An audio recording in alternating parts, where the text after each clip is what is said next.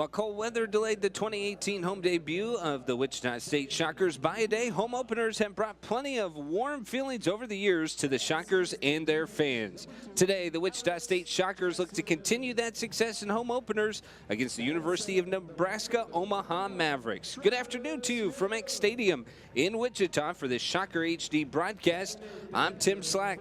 Since the inception of the baseball program in 1978, Shockers have been 37-3 in home openers. This year's squad has already heated up the bats to a 3-0 start with a sweep of McNeese State last weekend in Lake Charles, Louisiana. In fact, the Shockers racked up 10-plus runs in each of the three contests and come into this series ranked fourth in the country with 10.7 runs scored per game. Of course, much of the fanfare is focused on the duo dubbed the Bash Brothers 2.0, and one half of that duo, Alec Boehm, named American Athletic Conference Player of the Week, going 6 for 11, including a grand slam and even a stolen base.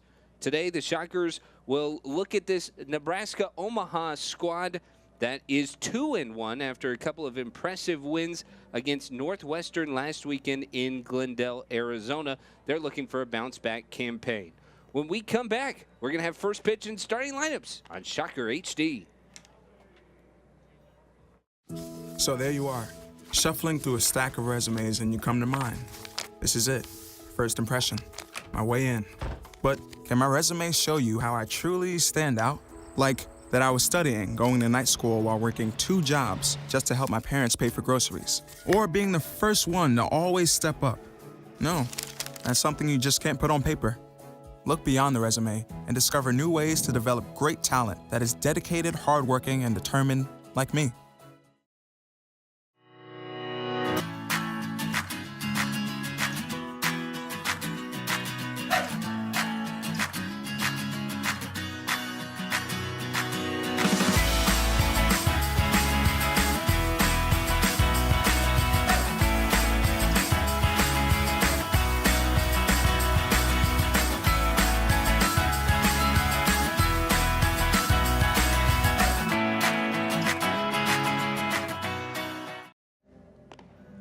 Couple of teams with winning records set to square off and open a 3-game series here at X Stadium. Shockers 3-0, and they're playing host to the Omaha Mavericks. Wichita State beginning a 7-game homestand with the Mavericks today, and we are just about set to go. Cordy Hoyer is on the bump for Wichita State, the 6'4" right-hander who started this matchup last year. He's going to face Thomas DeBonville to lead things off. The left fielder will be followed by Cole Thibodeau and Keel Crumweedy for the Mavericks. Great to have you this afternoon for this Shocker HD broadcast as Wichita State set to open up the home portion of the schedule as Hoyer delivers a first pitch strike. And we are underway. Umpires today, behind the plate, Mark Hutchinson, Jason Hartstick at first, and Josh Shepis is over at third. Hoyer started the season opener as he deals strike 2 and quickly gets ahead of Thomas DeBonville, a junior transfer from Eastern Arizona. Hoyer started in Lake Charles, and in a game that turned out to be a slugfest, ended up picking up the win. DeBonville laces the 0-2 down the right field line, deep into the corner, and that is off the top of the wall, but foul, as trying to chase it down was Dayton Duga. And DeBonville, who took the first 2 pitches of the game, did not play in the season opening series for the Mavericks down in Glendale, Arizona. They took 2 out of 3 from Northwestern, a doubleheader a week ago today.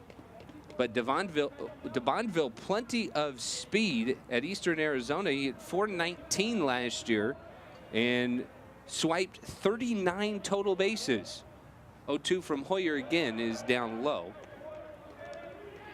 Off-speed pitch missed down low. As mentioning Hoyer's success, he went 5 innings to pick up the win, qualified for the win against McNeese State in the season opener. Very foggy weekend down in Louisiana. 0-2, another breaking ball in the dirt. Defensively behind Hoyer today, Travis Young out in left, Grayson Genista in center, Dayton Duga in right. The infield with Alec Boehm at third. Jordan Boyer will make his 4th straight start at short with Trey Vickers out. Luke Ritter's at second and Mason O'Brien at first. Chop towards the left side. Boyer waits back and waited too long as DeBonville will beat it out. A slow high chopper. And Trey Vickers, the normal starter, is out with a hamstring injury. Snapped a 89 game consecutive games played streak as DeBonville, very quick out of the box, chopped it into the ground, and then he was able to beat it out as Boyer had to wait back for a hop that he can handle. That'll bring up Cole Thibodeau. Thibodeau, a fantastic weekend against Northwestern, going 5 for 11, left-hand hitting third baseman. Played mostly at second base last year for the Mavericks. Boyer immediately into the stretch in this one as he gets ahead 0-1. Thibodeau, the lone left-handed hitter in the Mavericks lineup today, as he shows bunt, takes a fastball inside. That one registered at 94 on the stadium radar gun.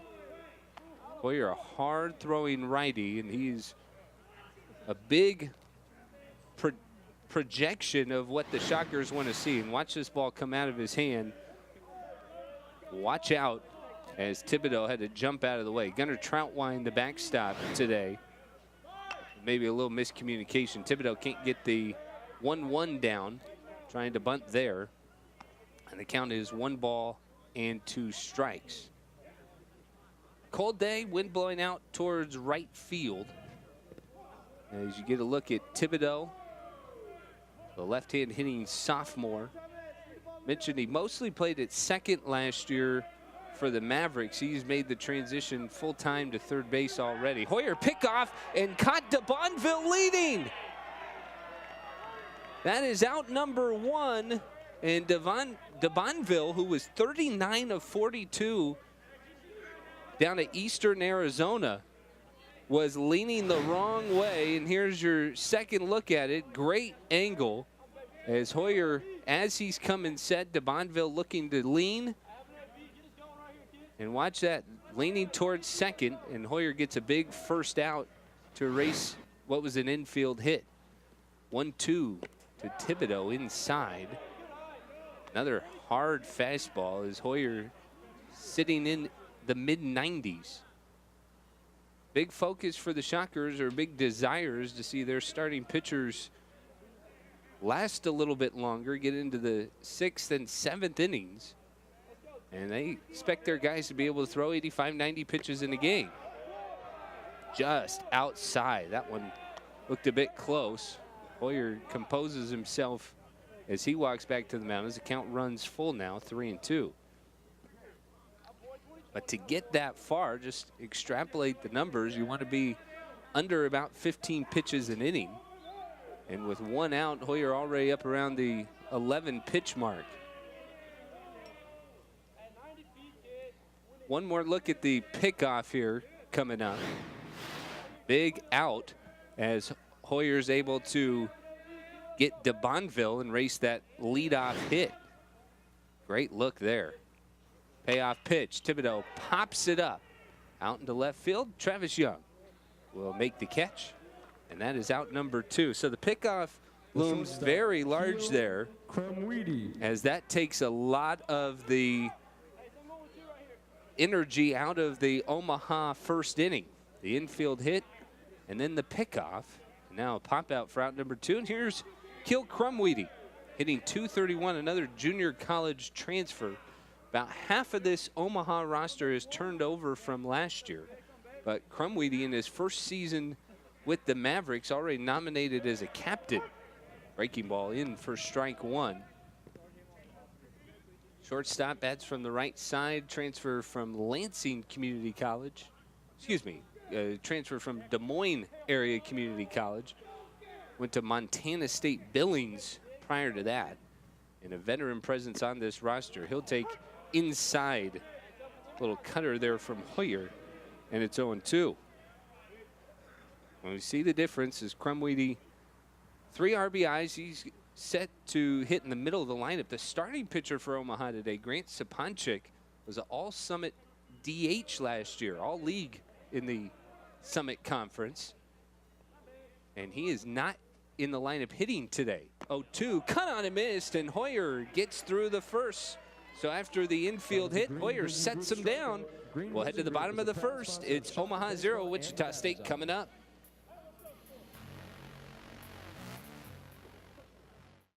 Introducing Dunkin's new cold brew coffee, steeped slowly in cold water for small batches with an ultra smooth, full-bodied flavor. Discover the craft of cold brew today and keep on. America runs on Dunkin'.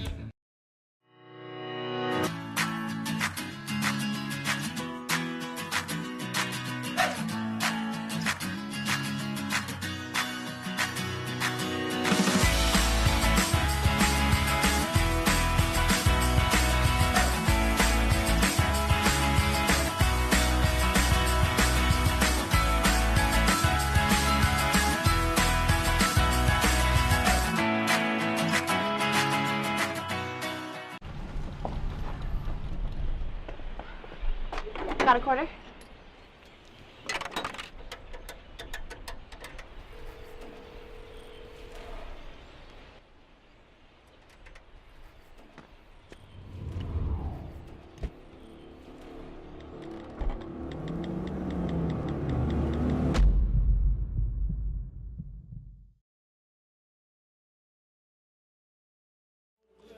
Shockers will get their first crack at Grant Saponchik. And Wichita State will bring out the big bats that is currently 4th in the country in terms of runs scored. Shockers 10.7 runs per scored. Here's the same lineup that they've run out pretty much for the last 2 games. Luke Ritter, the leadoff man, is at second. Then there's Bash Brothers 2.0, Genesta and Bohm. Mason O'Brien, a guy that Todd Butler is very high on, plays first base. Dayton Duga is out in right field today. Alex Jackson is the DH. Then Travis Young in left. Gunnar Troutwine, who had a fantastic series down south. And then the lineup rounded out with Jordan Boyer batting 9th. Luke Ritter will be the leadoff man. He will face Grant Saponchik. I mentioned Saponchik, an all-Summit DH last year for the Mavericks. But he is their Friday night starter. Today, Saturday, because of the delay.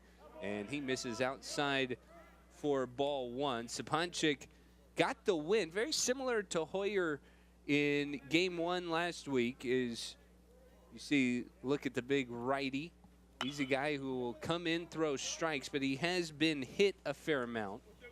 And that's something that Omaha is prepared to deal with. This is a team that was pretty young last year.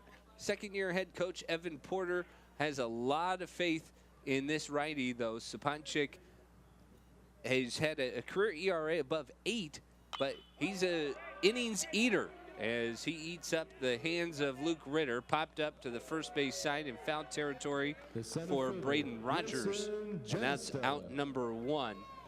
When Luke Ritter gets going, this lineup will be exponentially more difficult, because here come the next 2 big boppers, and Grayson Genesta will dig in with nobody on. Genesta hit a ball in Louisiana that Shane Dennis over on radio last weekend described it being 9 miles long. And talking to him today, he said he stood by that description and that distance. Quick timeout call. They're trying to figure out the sign. Apparently it was still moving on the left field scoreboard. Video was still playing, so the third base umpire, Josh Shepis, blew the pitch dead. Saponchik deals first pitch, is fouled back. Grayson Genesta had a pretty fantastic year last season and then continued that into the Cape Cod League, one of the elite summer baseball leagues for college players, named MVP of the league. And he has come out swinging the bat very well as well. And he takes a couple of big swings against Saponchik, but falls behind 0-2. A very good opening weekend for Genesta. Genesta 1 for 3 in his only game against Omaha last year. That was an 8-0 rout by the Shockers. That was a part of Wichita State's big start to the season, and that's going to be something that Shockers look to continue. 7 straight home games beginning today. Doubleheader tomorrow. 0-2 pitch, and Genesta laces it into center field. Racing back is Doherty. He will find it and grab it for out number 2. So a couple of quick outs for Grant Saponchik. Might have got that one in on the hands of Genesta a bit. So 2 away for the American Conference Player of the Week, Alec Boehm. Boehm jumped out to a .545 average. You see it there, his 1 home run, a grand slam in the season opener. And it's not just the numbers that you love if you're Wichita State or a Shocker fan. It's the presence that he brings to this lineup. Scouts talk about him. Other teams talk about him.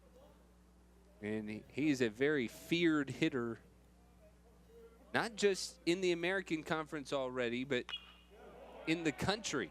He fouls back the 1-0 pitch, and it's 1-1. Very natural power. Guy who currently played third base. Todd Butler said this week on his weekly radio show that he thinks Boehm could handle shortstop if need be. The Shockers' regular shortstop, Trey Vickers, is yet to play this year. Probably will be held out this week. And they expect him to make his debut next weekend. One more look at Alec Boehm's week that earned him American Conference Player of the Week honors. 3 doubles, a home run, walked 4 times. And he laces this one up the middle for a base hit. First hit of the game for the Shockers as Boehm continues his hot start.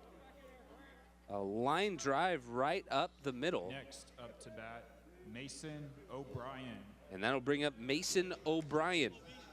O'Brien, somewhat of a legacy as he comes to the plate. O'Brien's uncles played here at Wichita State in the early 80s. His cousins played here in the late aughts. And he comes over after a couple of injury-plagued seasons. Again, another guy that Todd Butler is very high on right now for his ability to swing the bat. They think that they were thrilled with his fall, and he kind of slots right in as a left-handed bat behind Genesta and Boehm. 1-0 pitch lifted high into center field, but Doherty drifting back will be able to camp under. Well, continues to drift and catches it right in front of the warning track to end the first. Shockers get a hit, they leave one on. We are through 1 at X Stadium. No score yet on Shocker HD.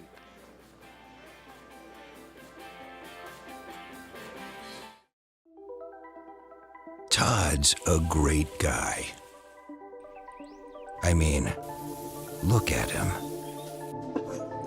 What a sweetheart. Attaboy. Wait, Todd, what are you doing? How totally selfish and un-Todd-like of you. Come on, Todd. Come on, man.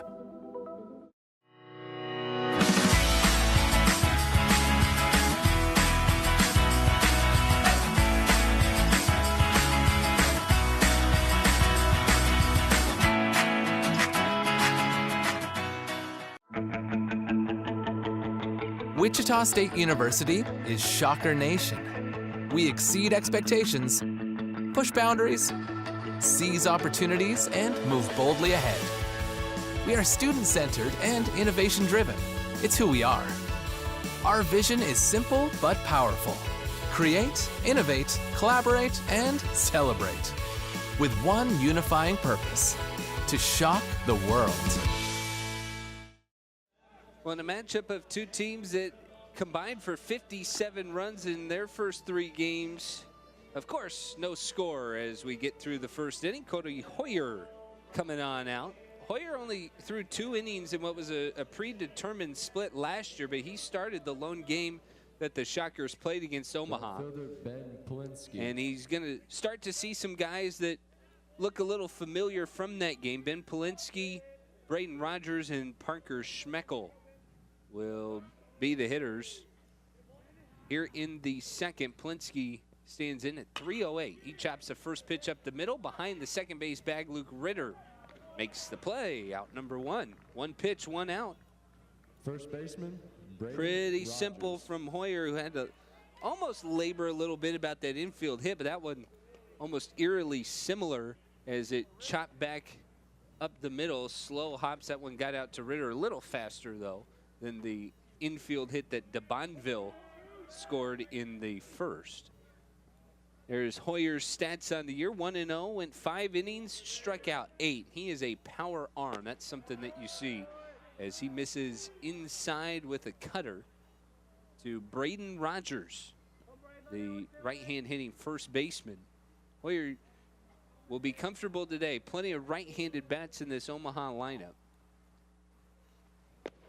Breaking ball catches the outside corner. There is Braden Rogers, 308 in RBI, scored 3 times.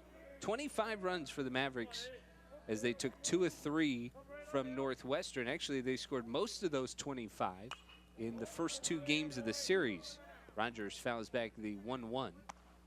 And Hoyer ahead, 1 ball, 2 strikes. That foul ball is yours, courtesy. But it was the Saturday doubleheader in which Omaha did pretty much all their damage, beating Northwestern 14-8 and 10-5.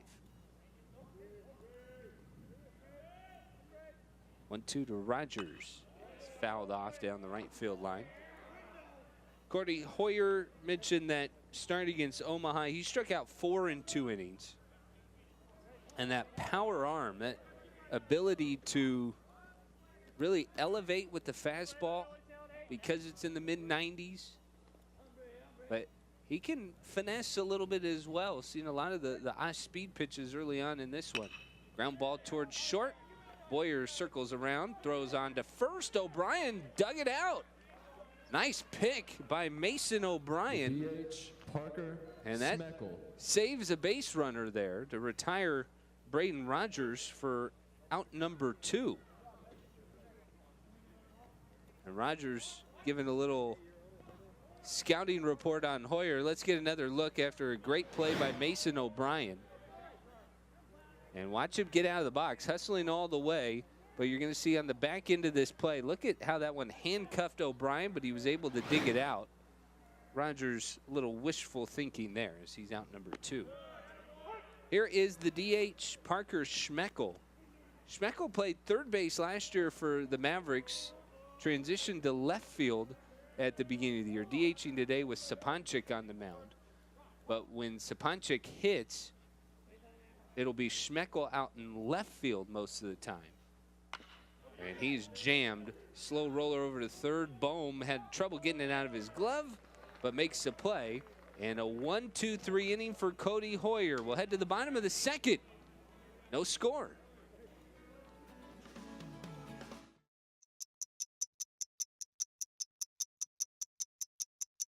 I worked 12-hour shifts at the recycling company with my dad, who's 72. That taught me a work ethic that I carry with me every day.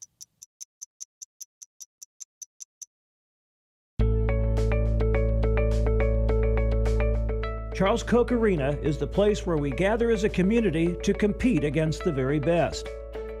Now our game plan is to renovate Koch Arena by adding a new student-athlete success center. Your tax-deductible gift can help deliver that slam dunk. Join us at the level that is right for you. Donate online at wichita.edu/shocktheworld.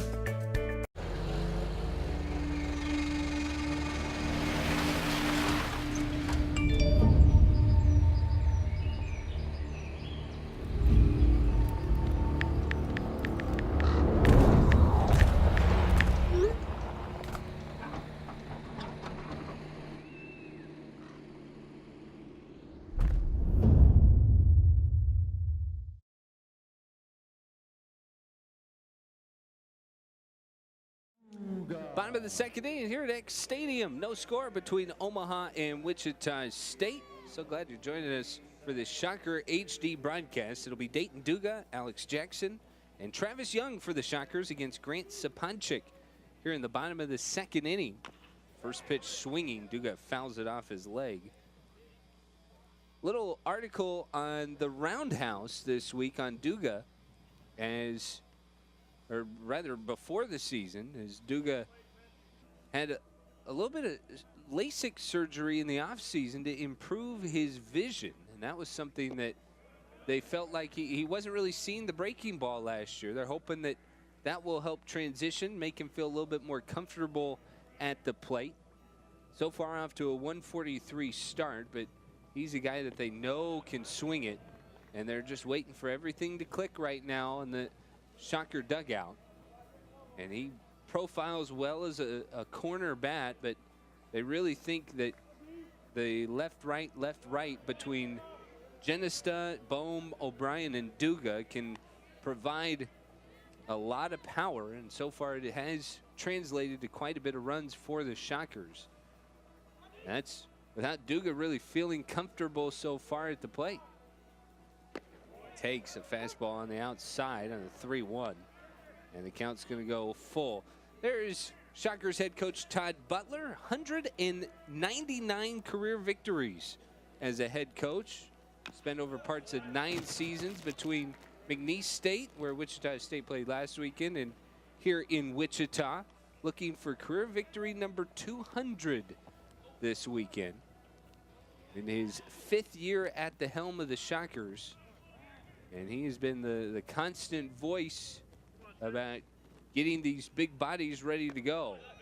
Payoff pitch misses outside to Duga. And that will be a leadoff walk issued by Saponchik. So here's Alex Jackson. Jackson has forced his way into the lineup as the left-hand hitting sophomore, 4 for 12 in that series down in Louisiana. He's the only underclassman in the starting lineup right now.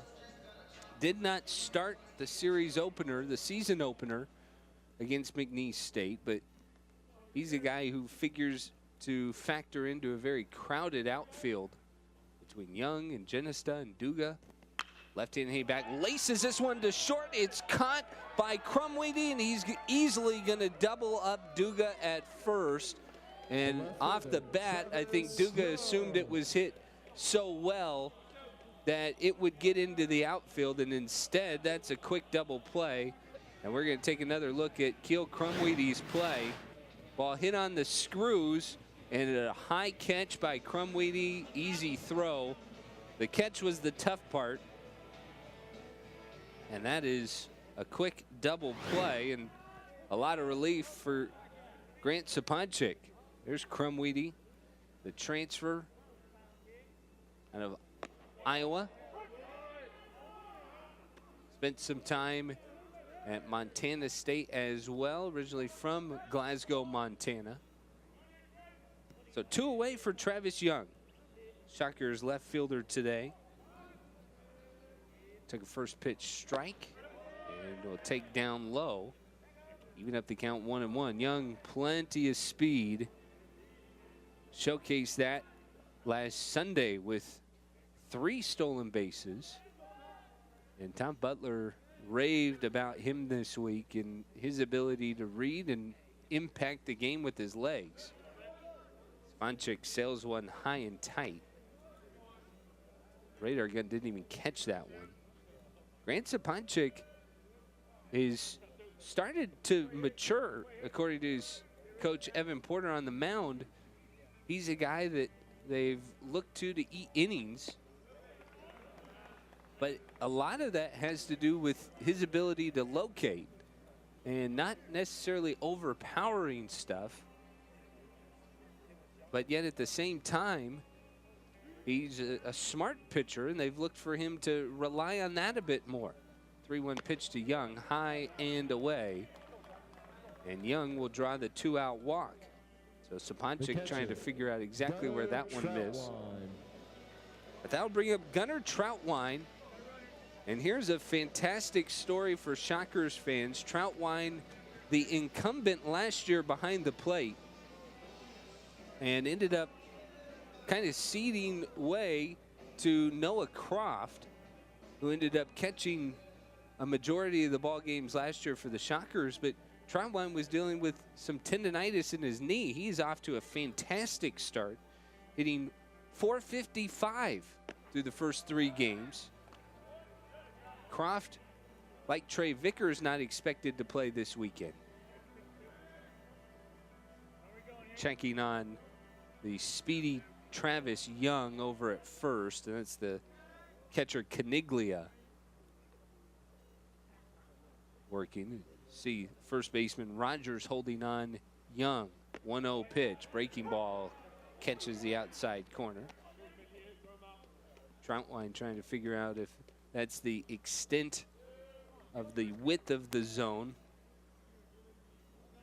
But Troutwine, fantastic power as well, as he contributed to the extra base success. Couple of doubles as well as a home run down in Lake Charles. And he turns on this one down the left field line. That's a fair ball. No, just missed the line in the corner, and that would have for sure plated Travis Young. Home plate umpire Mark Hutchinson right on it. Yeah, let's see that one more time. Inside breaking ball that Troutwine is just going to turn on, and that looked awfully close. Almost disappeared across that line. But foul ball, so Troutwine will continue the bat. Seemed like he picked out the pitch that he wanted there. Young on first with 2 away here in the bottom of the second. Sapanchek deals, fastball high. And the count even now, 2 balls, 2 strikes. I was saying it's a feel-good story with Troutwine at the plate because he's a guy that has meant so much to this program, and here in his senior year, he's getting some extended at-bats and extended playing time. Pitch in the dirt's going to get through the legs of Caniglia and back to the backstop. Young will jog towards second. Now a man in scoring position for Troutwine.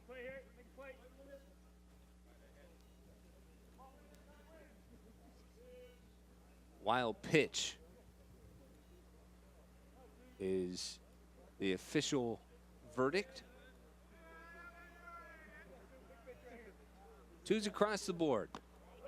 Fastball up and away. Oh, that was ball 4, excuse me.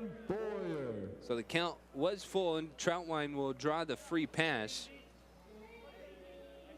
That brings up Jordan Boyer. Yeah, I believe it was 2-2 on that ball that got through the legs of Caniglia. So 2 guys in scoring position for Jordan Boyer. And the guy who is maybe the picture of clutch. 32 2-out RBIs last year, and he continued that success in the first 3 games of the season. He's hitting .364, 4 RBIs already.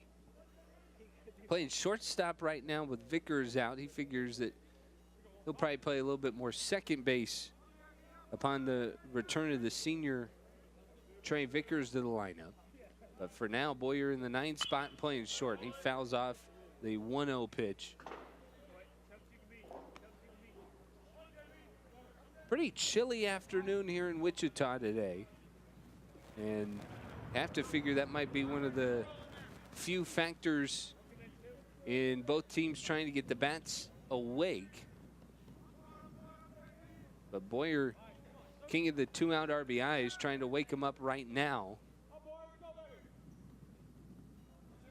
He is stuck in that 9 spot. And Todd Butler has said he will not move him right there because he has been such an important part of getting it back to the top of the lineup for Wichita State.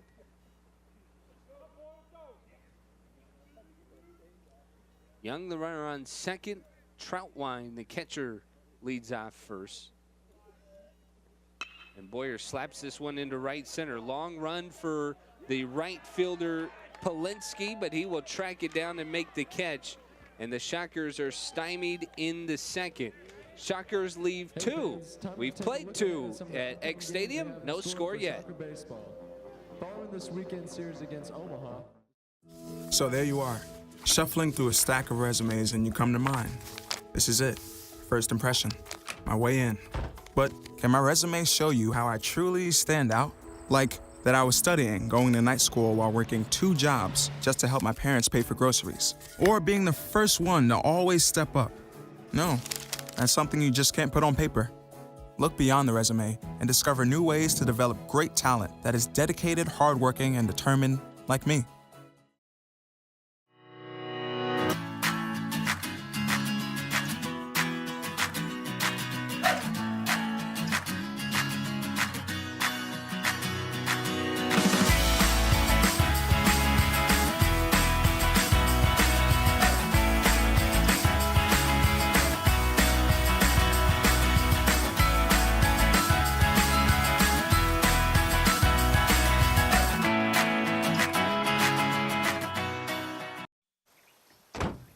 When they test you, stand firm and move only when you hear the seatbelt click that says they're buckled in for the drive. Never give up till they buckle up.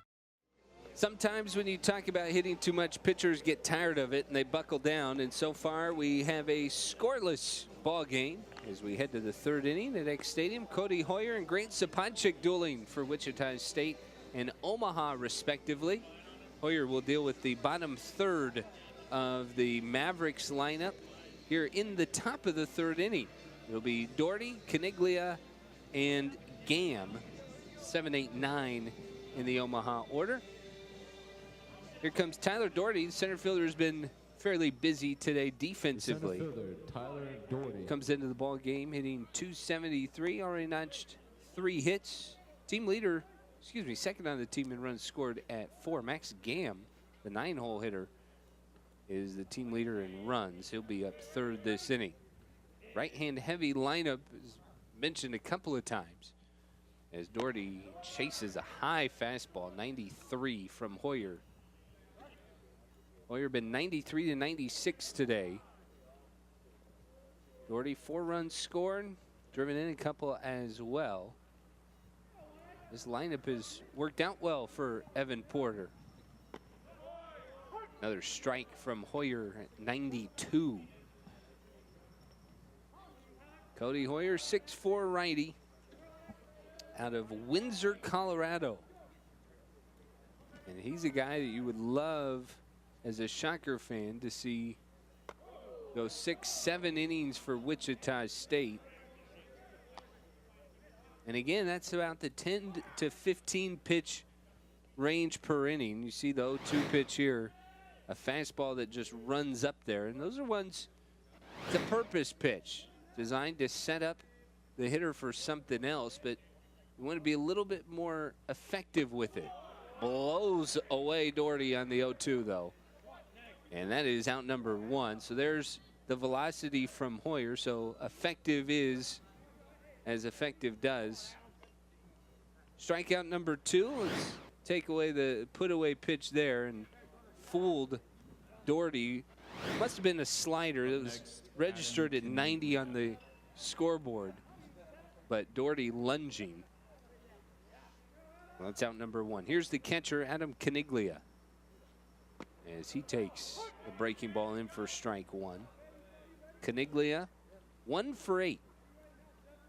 Played in all 3 games for the Mavericks so far. Started 2 of 3. Probably going to see that happen tomorrow where he starts 1 of the 2 ball games. Another breaking ball from Hoyer, as so far he has given Caniglia a steady diet of off-speed pitches. He has gone to that breaking ball a lot already today, has Hoyer. And I think that's part of the plan in helping him lengthen his outings. Fastball, 94, missed up and away. And it's 1-2. He's a power pitcher, is Hoyer. And he sees settling in, finding that rhythm, and on the same page as Troutwine. 1-2 again. Another fastball that pops the glove. Caniglia, no batting gloves, which is becoming more and more rare in the college game, even with the soft grips that the bats have these days. Guys still prefer to have the gloves on top of it for that added layer of security. 2-2 pitch. Another fastball and another ball. So Hoyer jumped out in front 0-2, and he's in danger of losing the catcher, Caniglia. Not necessarily a patient hitter historically, Adam Caniglia, but he has been a consistent presence in the Omaha lineup. Swing and a miss. 94 just blew him away. Second straight strikeout, third so far of the game for Hoyer, as he's picking up his power numbers. Up next, Max. One more look at the payoff pitch. Just straight gas. 2 outs for the second baseman, Max Gam. Gam had mentioned beginning of the inning, team leader in runs scored for Omaha. Scored 5 times.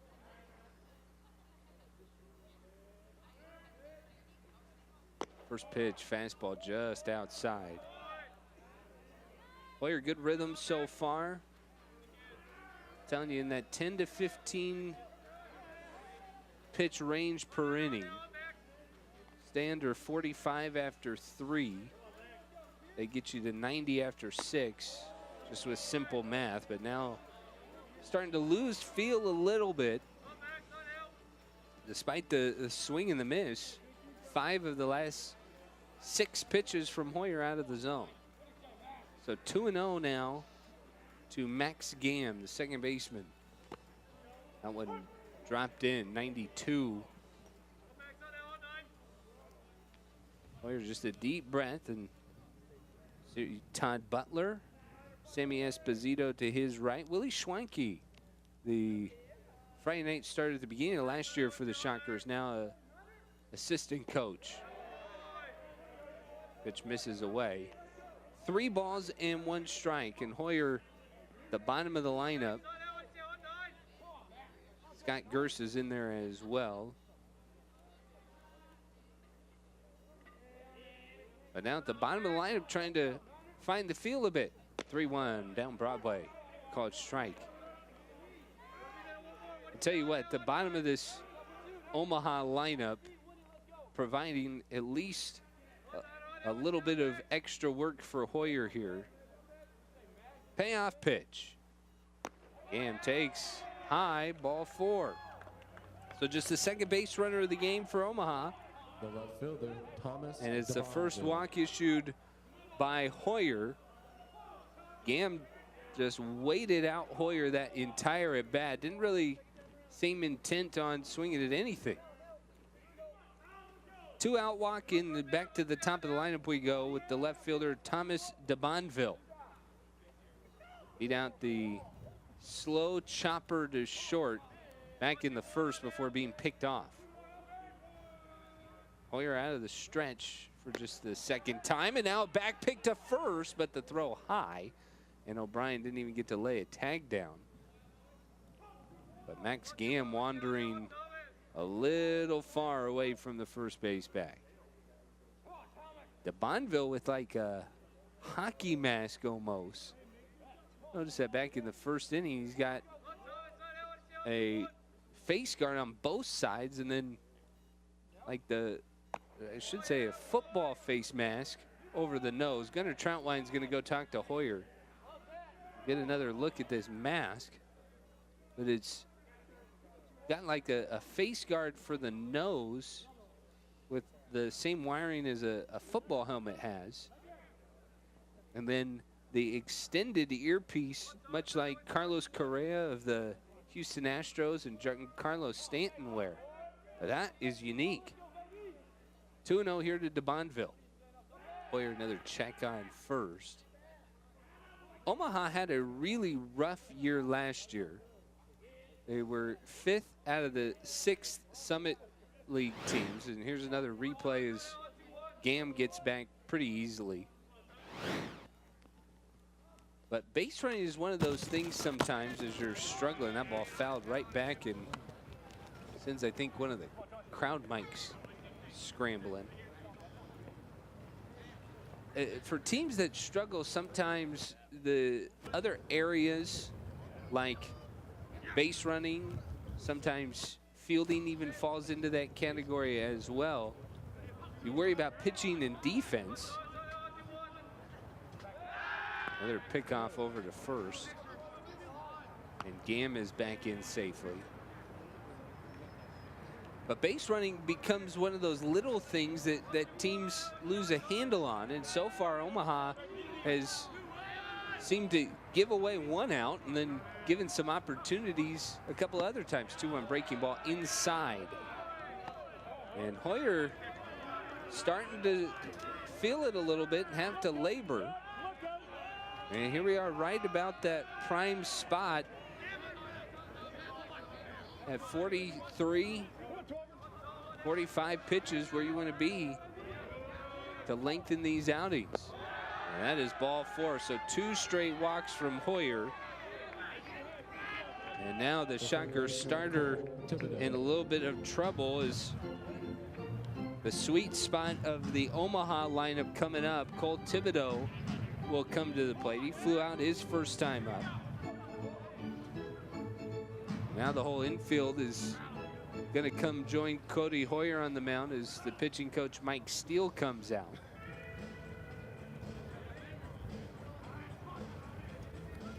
Hoyer started off strong after the infield single by DeBonville in the first. He would retire the next 7 batters in order. But 2 consecutive walks have kind of changed the feeling. About 10 pitches ago, Hoyer was in a great spot, and he's lost command a bit. So an opportunity to just regroup. 2 on, 2 out for Cole Thibodeau. Only left-handed bat in the starting lineup for Omaha today. One thing that Evan Porter has done thus far is he has really trusted a particular group of guys, not necessarily playing matchups, just allowing guys to go out and gain some confidence. First pitch to Thibodeau, up and away, ball 1.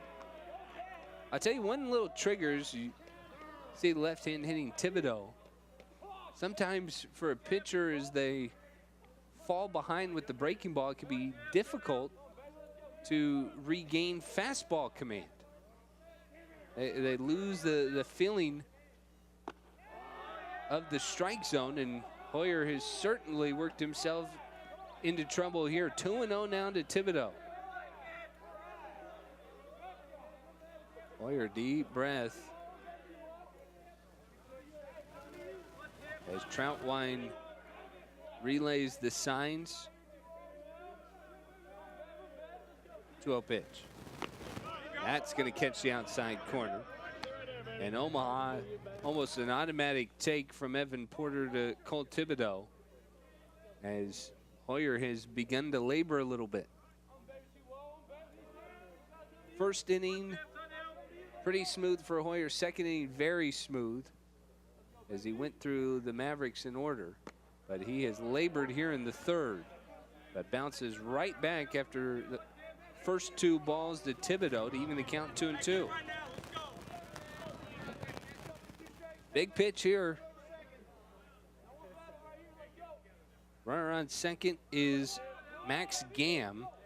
Thomas DeBonville, speedy runner over at first. 2-2. Popped up left side. Coming in is the left fielder Young. He's going to call off both infielders and make the catch, and that is the inning. So 2 walks, but no damage, and Hoyer gets out of the third. We'll head to the bottom of the inning. No score between Omaha and Wichita State. See on page 4 that the projections need to be tornado next Thursday. Seriously? Thursday? can't do that. This is really inconvenient. I have yoga that day. I have no time for this. So. I can't do Thursday, but I can do Friday. Disasters don't plan ahead. You can. Talk to your loved ones about how you're going to be ready in an emergency. Don't wait. Communicate.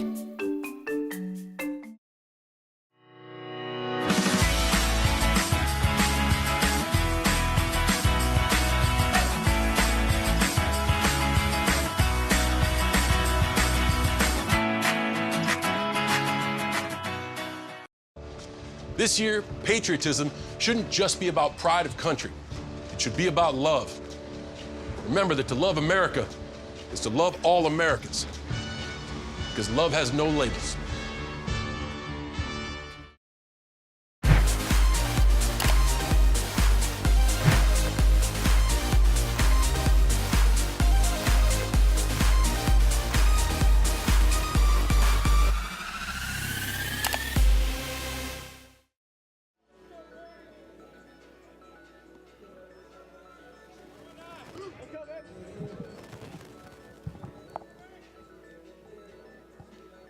No score, bottom of the third inning here at X Stadium.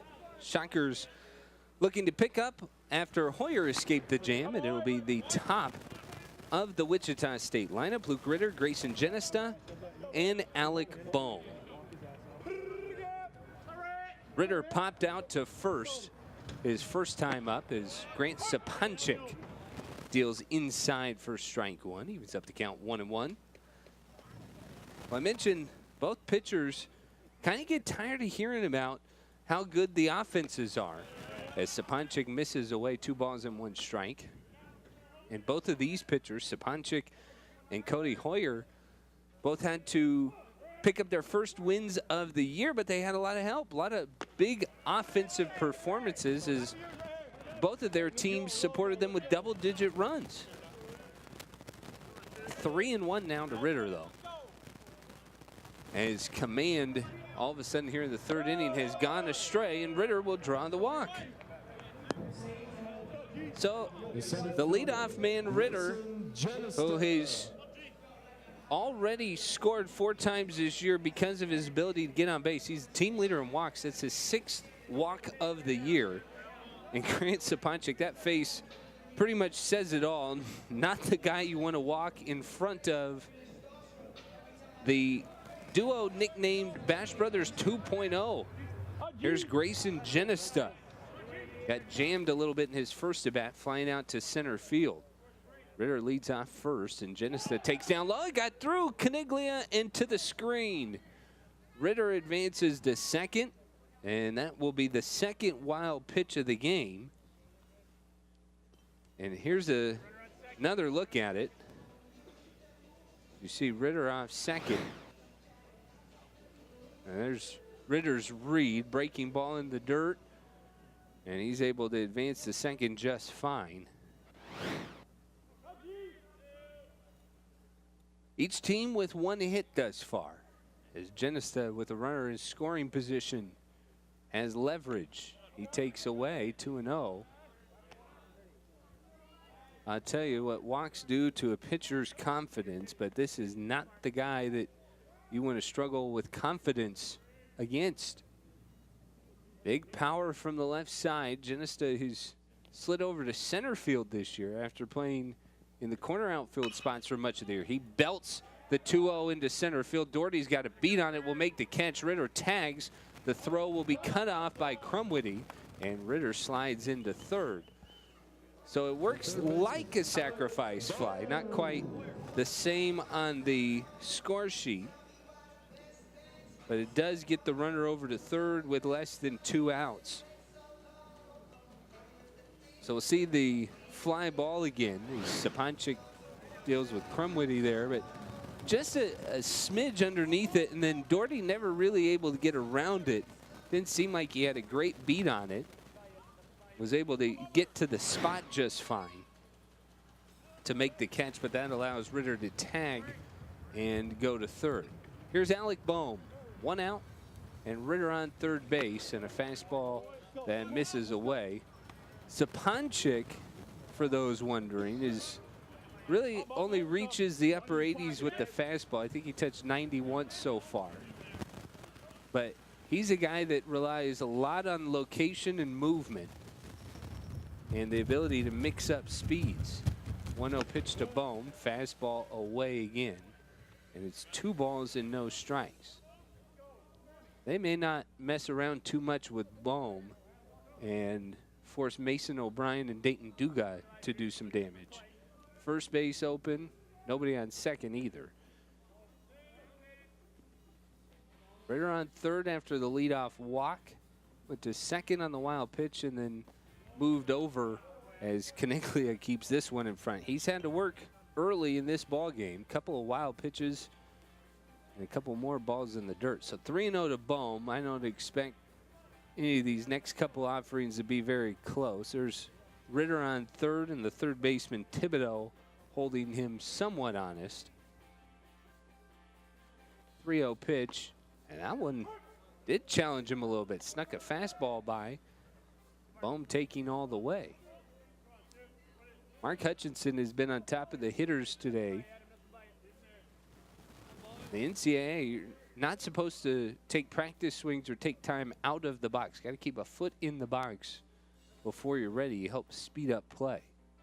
Sapanchik's 3-1. That one's well outside ball 4. Second walk of the inning issued by Sapanchik. And so now, with 1 out, Mason O'Brien will come to the plate and looking for an opportunity to endear himself to the Shockers home fans. Maybe remind of some of the family legacy that he carries on. O'Brien, a guy that Todd Butler has raved about, and the left-handed bat that fits perfectly into this lineup. He laces this one through the right side and into right field. Scoring is Ritter. Bohm holds it second. And there's the first run of the game off the bat of Mason O'Brien. Didn't take much time for O'Brien. First pitch of the at-bat. And a big old hole through the right side. You could drive a semi through it, and O'Brien does just that to get the scoring going. And now Wichita State in business. First run of the game for either team puts the Shockers up 1-0. Here's Dayton Duga, a chance to further the damage. He'll take inside for strike 1. Duga walked his first time up. It has been kind of an issue for Sapanchik so far today, getting himself into trouble. He's already issued 5 walks in this ball game. And Duga turns, lifts it to left field. But DeBonville's got a beat on it. Will actually come in to make the catch. DeBonville playing pretty deep in left. And Duga out number 2 here in the third. I'll bring up Alex Jackson. He hit a ball hard that turned into a double play. But he hit it right on the screws, but right at Keel Crumweedy, the shortstop. 2 on, 2 out. Bohm leads off second. O'Brien, after the RBI single, is leading off first base. First pitch to Jackson. Dots the outside corner. 0-1. There's O'Brien at first. Bohm at second. To the bigger guys. A lot of size on this Shocker team. You can go up and down the roster. A lot of 6'3", 6'4" guys. 0-1 pitch. Jackson lifts it into right field. Heading back is Polensky. Polensky towards the track will make the catch in front of the wall to end the inning. Shockers get 1 on the Mason O'Brien single. Wichita State leads it 1-0 after 4. Introducing Dunkin's new cold brew coffee, steeped slowly in cold water for small batches with an ultra smooth, full-bodied flavor. Discover the craft of cold brew today and keep on. America runs on Dunkin'.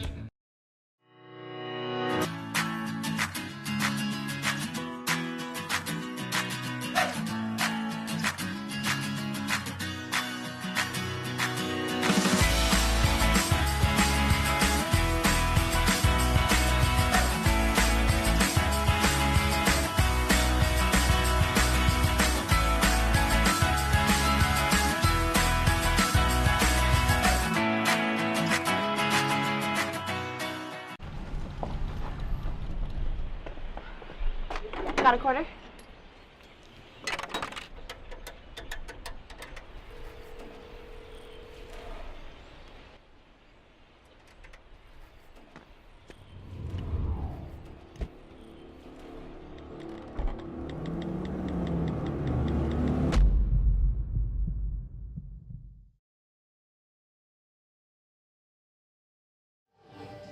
Start the fourth inning here at X Stadium. Wichita State leads Omaha 1-0. They get that run in the bottom of the third inning. And it was Mason O'Brien, the RBI single, drives the ball through into right field, and that scored Luke Ritter. And Wichita State has the early 1-0 lead. So Cody Hoyer get a little run support, not quite the same level thus far as he got against McNeese State. Remember, Alec Boehm hit a grand slam in that one. Genista homered in the first inning. But 1-0 sure sounds good for the Shockers. Keel Crumweedy will lead it off. 3-4-5 in the Omaha lineup starting the fourth as Hoyer catches the inside corner with a little cutter. It's 0-1. Crumweedy struck out his first time up. Pretty good defensive player, one of the captains on this Omaha team, despite just setting foot on campus for the first time in the fall. Breaking ball that Troutwine gobbles up. 1-1 to Keel Crumweedy. Cody Hoyer got into a little trouble in the third, lost command a bit, but he was able to strand a pair of Mavericks runners, kept him at first and second after a couple of two-out walks. Crumweedy fouls it back. And the count 1-2. I tell you what, for Cody Hoyer, when he gets up, you see Crumweedy 231 coming into the game. It drops down a little bit after the strikeout. But when Hoyer gets ahead, he's a guy who's very, very tough to hit. He dots the outside corner. Crumweedy down on strikes for the second time, this time looking. That is strikeout number 4 for Cody Hoyer. I'll tell you what, 1-2, 0-2.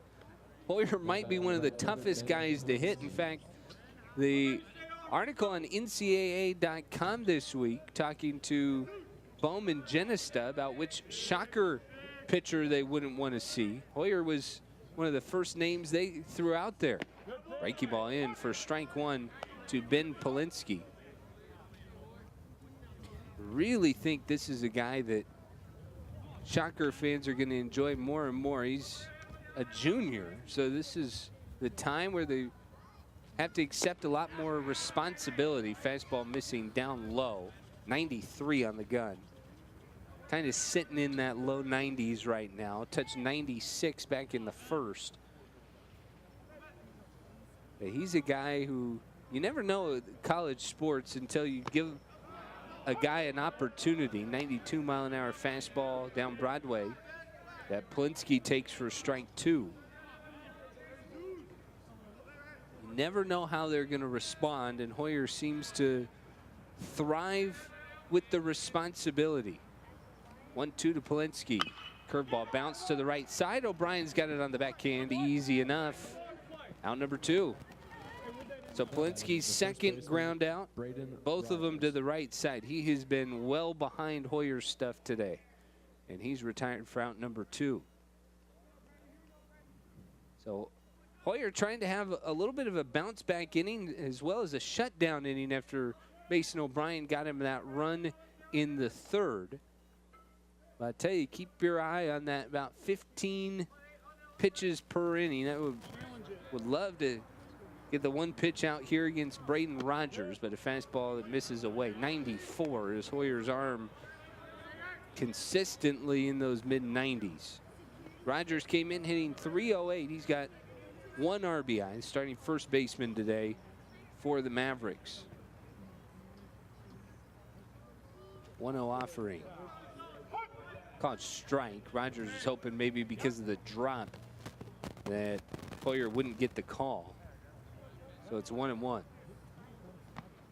Hoyer worked 5 innings in the win last Friday, fully got established or realized Saturday afternoon. That game was discontinued Friday night because of fog.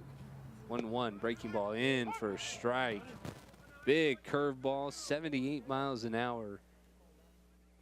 And there wasn't really much that Rogers could do there except take.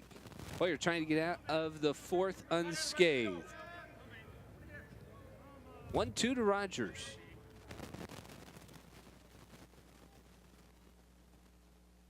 Fastball away. I'll tell you though, that leverage is exactly what Todd Butler and pitching coach Mike Steele have to love about Cody Hoyer. When he gets that, hitters seem to approach him a ton differently. It's very nerve-wracking to be in the box with his stuff. 2-2 pitch. Grounded back up the middle off the hip of Hoyer. Bohm comes over. He's not going to have a shot, as Rogers, hustling all the way, will beat it out. And that's just one of those frustrating ones. Probably got exactly what he wanted there, that Boyer would have been able to cover, but Hoyer couldn't get out of it. Now conversation with the dugout about where it hit him and where he is. Let's take another look at it, as Hoyer just couldn't get out of the way. Actually, Luke Ritter probably would have had a shot at it up the middle, as he seems to be patrolling behind the bag.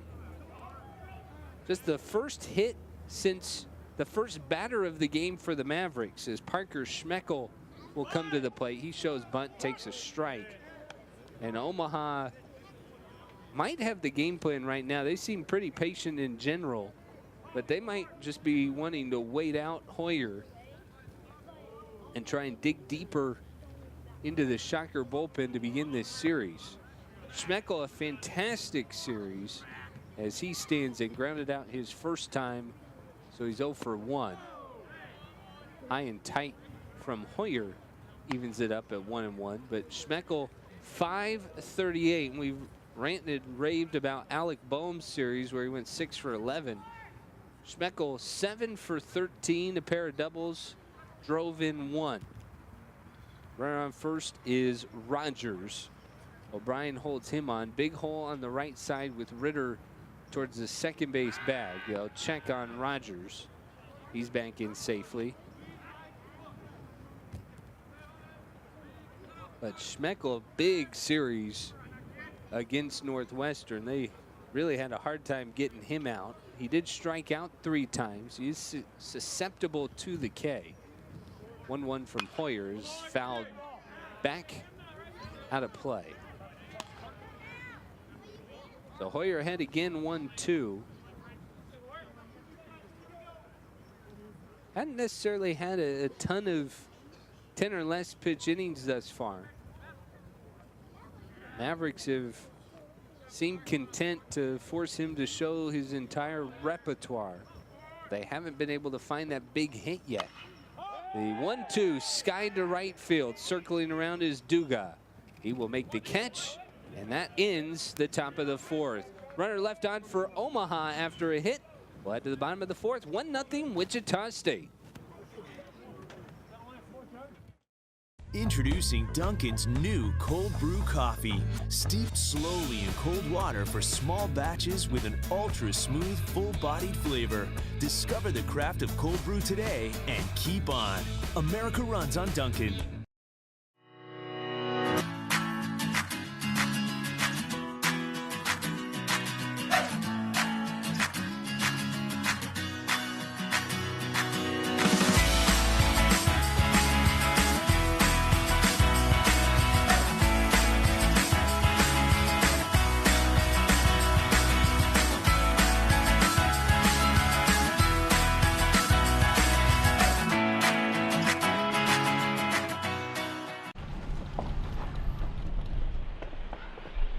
Got a quarter?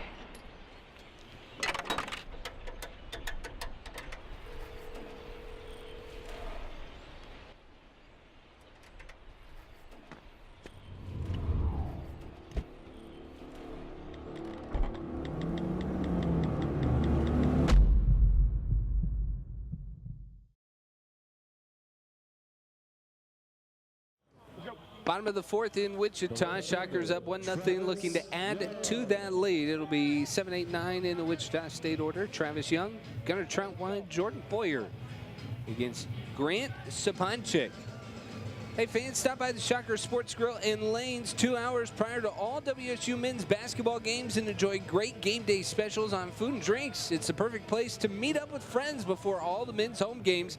And when the Shockers are on the road, you can catch all the games on TV at the Shocker Sports Grill in Lanes, lower level in the Radigan Student Center. Here is Travis Young. Puts down a bunt down the third baseline. Foul though, as it curls onto the WSU logo. Young, plenty of speed. He played locally this summer for the Cheney Diamond Dogs. Ended up playing at Lawrence Dumont Stadium in the NBC World Series.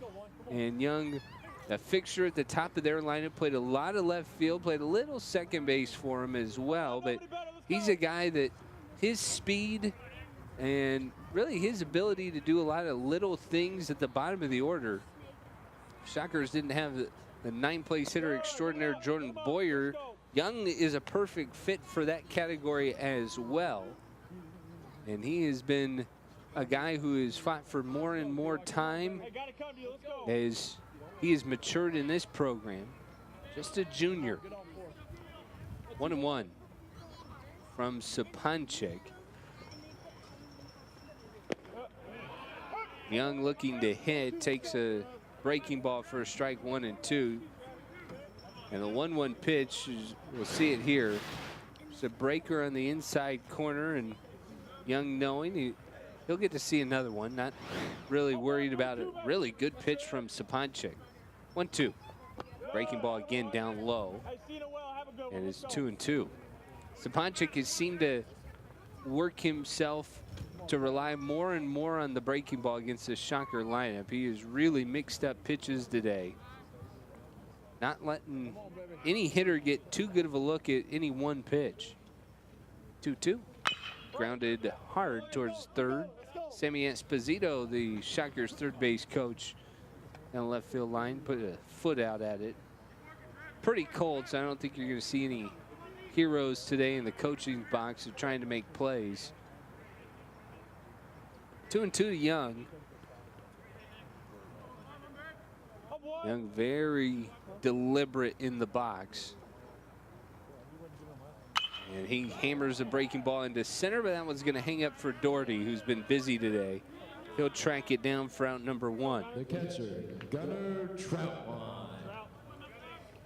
4 putouts already for the center fielder Doherty, as Young is retired for the first out here in the 4th. Think about that in comparison. 10 outs recorded by Saponchik. 4 of them have gone to the center fielder Doherty. Here's Gunnar Troutwine. He walked his first time up. Also laced a ball foul that inches foul down the left field line that would have played it a couple of runs. He takes inside from Saponchik, 1-0. Gunnar Troutwine played in all 4 games for the Shockers thus far. Will probably play through the weekend. Could be interesting with the doubleheader tomorrow again. Both of these teams kind of getting used to that through the first 2 weekends. Troutwine cues one foul off the end of the bat. And it's 1-1.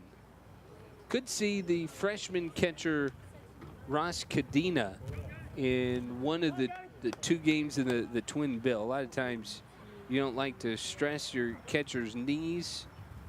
Troutwine some history with tendonitis, but also could see him gut it out tomorrow as well. He did play in both of the games that ended up happening last Saturday. Into that first one, and then the full ball game Saturday afternoon. Breaking ball down low, so it's 2-1. Just speculating though, is Troutwine has been swinging it well, and it forms a pretty hefty bottom of the order. Grounded towards third, scooped up and dropped by the third baseman Thibodeau, and Troutwine's going to beat it out. We will see the official score. Got to believe that's going to be an error. but you never know. And Thibodeau, it looked like it had kicked away immediately off his glove. We should see this again here. I mean, here's Thibodeau. Yeah, it immediately hit it, but not until he kicked it did he realize he didn't have the ball in his glove. So it is an error. First error of the ball game. As Jordan Boyer will come to the plate with 1 out and 1 on, and hacking sends it back to the padding behind home plate. New look, by the way, right? You see that to the left of Sapanchik, rather our right, his glove. The American Conference logo now here at X Stadium after years of being in the Missouri Valley. There's also 1 out in center field. The A with the star in it, and the Shockers black and yellow.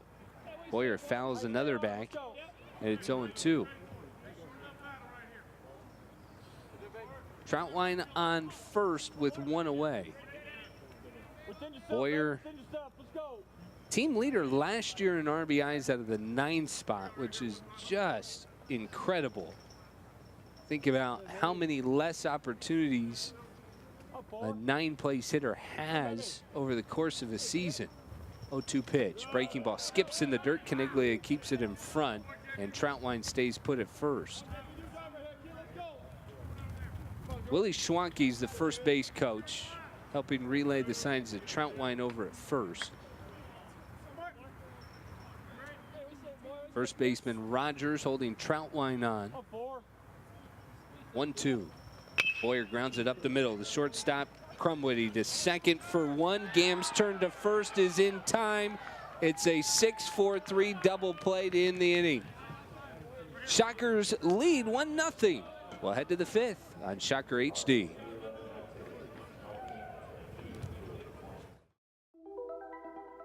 Todd's a great guy.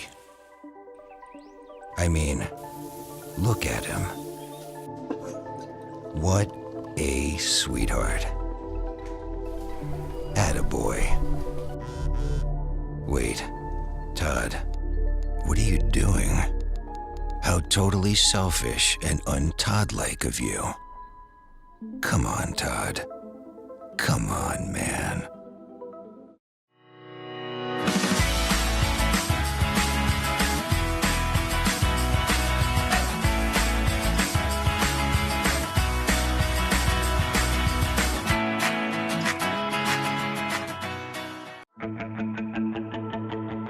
Wichita State University is Shocker Nation. We exceed expectations, push boundaries, seize opportunities, and move boldly ahead. We are student-centered and innovation-driven. It's who we are. Our vision is simple but powerful. Create, innovate, collaborate, and celebrate. With one unifying purpose: to shock the world. 5th inning here at X Stadium, and this is how the 4th ended, as 6-4-3 double play. Troutwine out at second, and then the hitter Boyer we'll get a look at momentarily. A ball that was hit firmly enough, and that ended whatever shot the Shockers might have had in the 4th inning. 1-0 Wichita State. Cody Hoyer back on, looking to qualify for the win as we start the 5th. Troutwine and Bohm hanging out. It'll be 7, 8, 9. Doherty, Caniglia, and Gam due up for the Mavericks. Boyer's been good. He has struck out 5. Correction, he has struck out 4. He has issued a couple of walks, allowed a couple of hits. As Tyler Doherty, the center fielder, stands in. He'll take a strike. 91 on the gun. Doherty was a strikeout victim back in that what turned into a tough 3rd inning for Hoyer. After he struck out the first 2, he walked the next 2. This ball lined up the middle. Diving stop by Ritter. Pops up, throws the first, scooped out by O'Brien.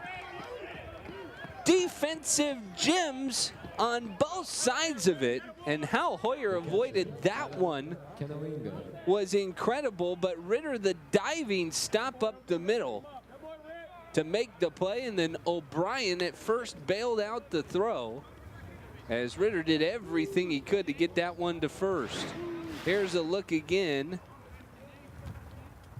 That's the end of the double play. We'll get it queued up momentarily. There's the great scoop by O'Brien. Here is the catcher Caniglia, who takes first pitch ball. That was a pretty fantastic stop by Ritter, and that's the type of energy that defense can bring to a club as Hoyer dots the inside corner with a 92-mile-an-hour fastball. 1-1. Caniglia struck out his first time up. He did have a long at bat, and I think that was part of what started to spin Hoyer in the wrong direction. Slider, that ball spiked in the dirt. 2-1. But it was Caniglia's at bat that Hoyer jumped out 0-2, and then the count went full, and then Hoyer was able to get the strikeout. But he seemed to lose a little bit of feel for the zone during the at bat to Caniglia. 2-1. That's up and away. And it's now 3-1. So kind of the same thing here for Hoyer, having to labor against the bottom of the lineup. Nobody on. And it shows you how important getting that first guy out is, as Caniglia goes hacking at a pitch up around his shoulders. Count full, 3-2. I think he would have liked to have taken that pitch in hindsight. See the little grimace as he peered down the third base coach's box. So full count again. Pitch count will become an interesting story for Cody Hoyer. Payoff pitch. That ball is fouled back. So we'll do it again.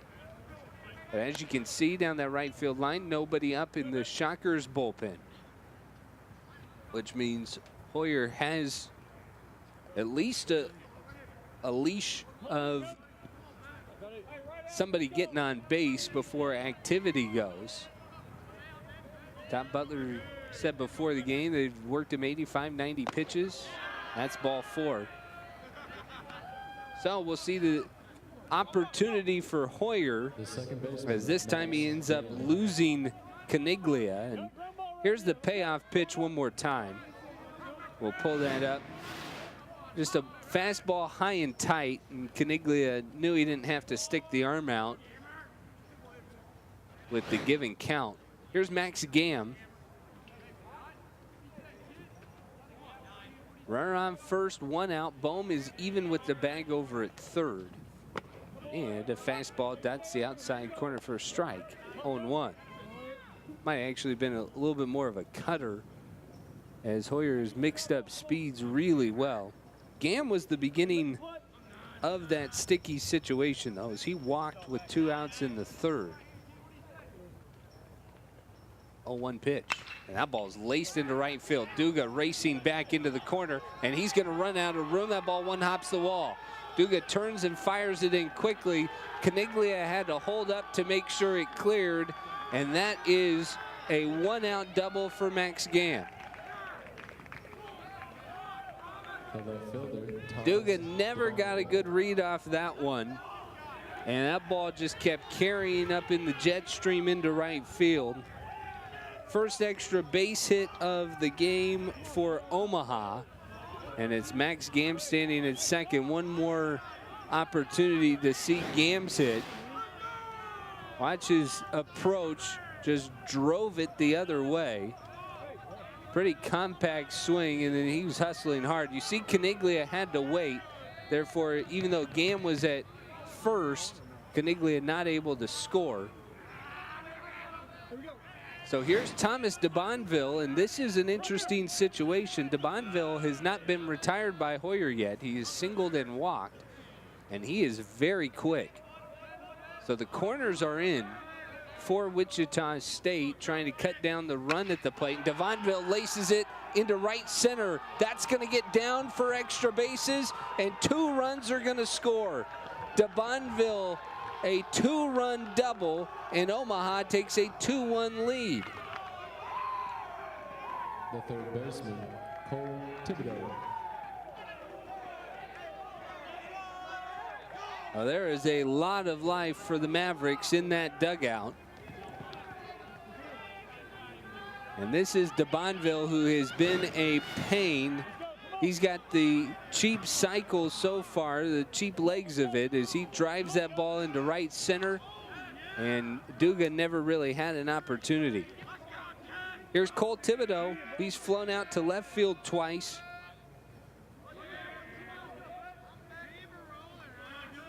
And he takes inside, very tight for ball 1. The bottom of the order has been the catalyst for Omaha in inciting trouble against Hoyer this afternoon. Caniglia walked, Gam doubled, Devonville doubled. Now you deal with the top of the lineup. 1-0, Thibodeau pops it up to left field again. 3rd straight time he's flown out to left. And Travis Young's entire activity has come from Cole Thibodeau tonight. That is a big, quick out number 2. Because Keel Crumweedy has also struggled against Hoyer today.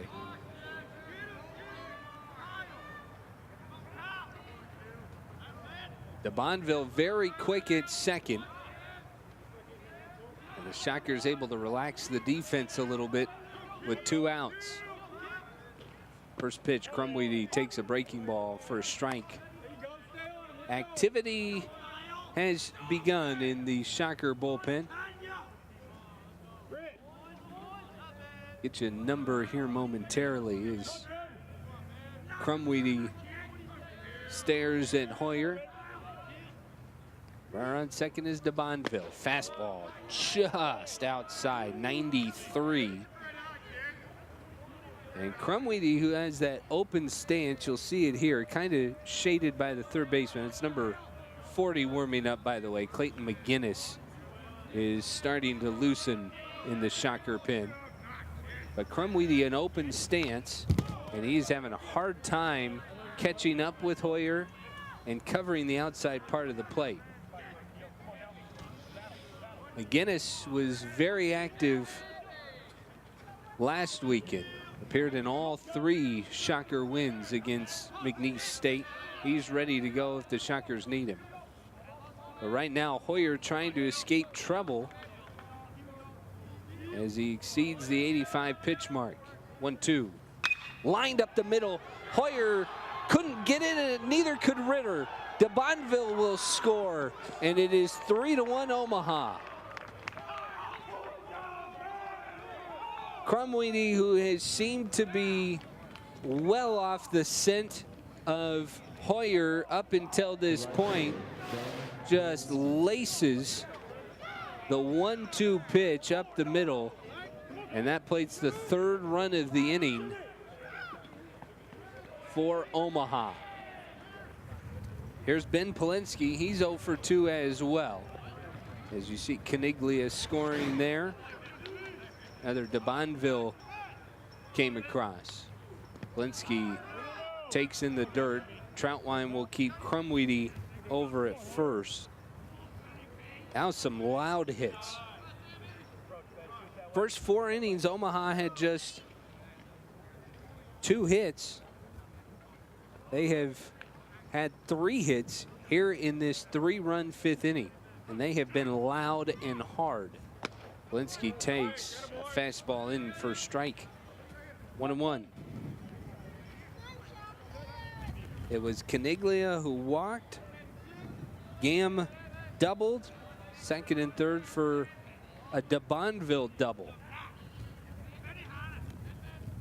All 3 Omaha runs this inning. Excuse me, as Polinsky couldn't, well, kind of checked his swing, but frustrated for leaving the bat over the plate.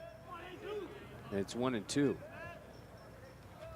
One of the more frustrating instances for a hitter, a pitch that you didn't want to hit, but your hands were on it anyways. 1-2. Fastball. Oh, everybody took a couple of steps towards the Shocker dugout. That one just outside. Let's see it again. Oh, right where Troutwine wanted it, but he was set up a bit outside. 2-2. Crumweedy leads off first. Hoyer deals, and that ball laced foul.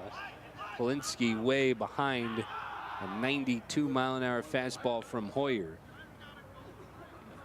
But the Mavericks have seemed to pick up the scent on Hoyer after seeming a bit behind for much of the first 4 innings. The Shockers looking for one more pitch to get out of it. Hoyer's 2-2, just high. Big, slow breaking ball. Let's see it again. Yeah, just about at the letters. Troutwine did his best to bring it down. So we'll have a payoff pitch with the runner in motion. Crumweedy will be off first, lightly held on by O'Brien, who's playing behind the runner. Payoff pitch. Grounded towards first. O'Brien covers ground and will step on the bag to end the inning. But not before Omaha strikes for 3 runs. Led to the bottom of the 5th, halfway home. Omaha 3, Wichita State 1. See on page 4 that the projections need to be tornado next Thursday. Seriously? Thursday? Can't do that. This is really inconvenient. I have yoga that day. I have no time for this. So. I can't do Thursday, but I can do Friday. Disasters don't plan ahead. You can. Talk to your loved ones about how you're going to be ready in an emergency. Don't wait. Communicate.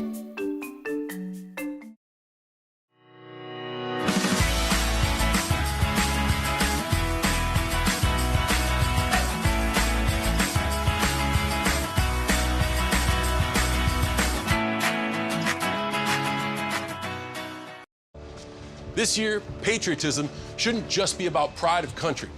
It should be about love. Remember that to love America is to love all Americans, because love has no labels.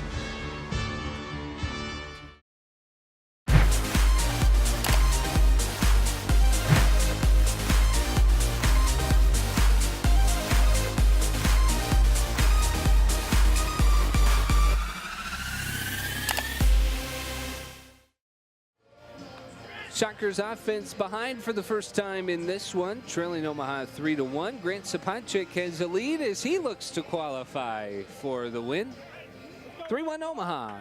Back here at X Stadium, it will be the top of the Shockers lineup.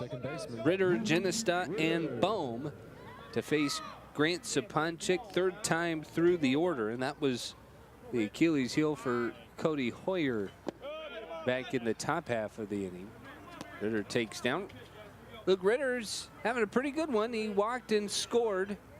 The Shockers only run back in the 3rd. He also had a fantastic diving stop after that one and almost stole another line drive hit off the single from Keel Crumweedy back in the 5th.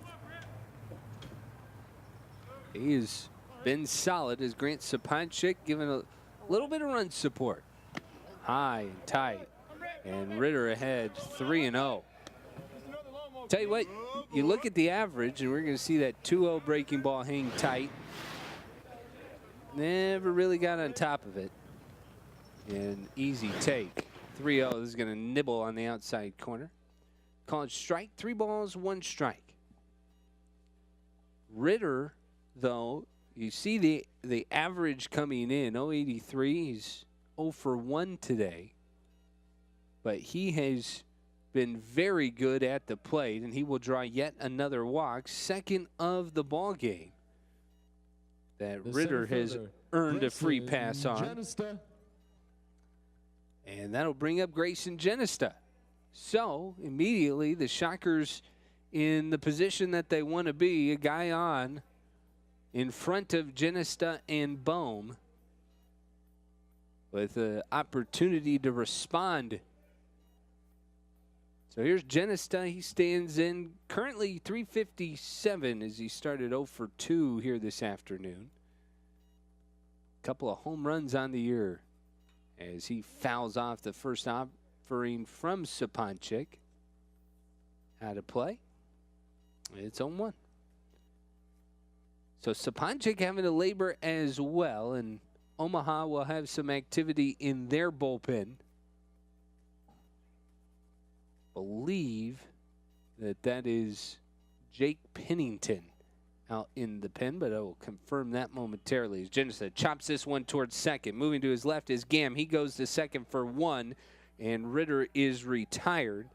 Crumweedy had no play as Genesta frustrated as he rolled over.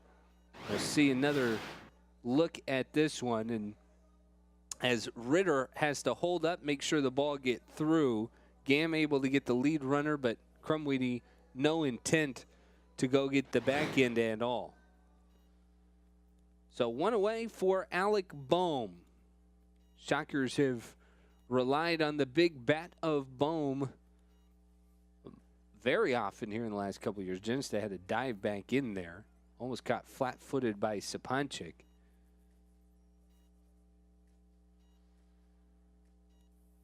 So both bullpens starting to fill out down the lines as Bohm kind of leans in, not really out of the way of a soft breaking ball. It's 1-0. The numbers sometimes are just astounding from Alec Bohm, Shockers third baseman.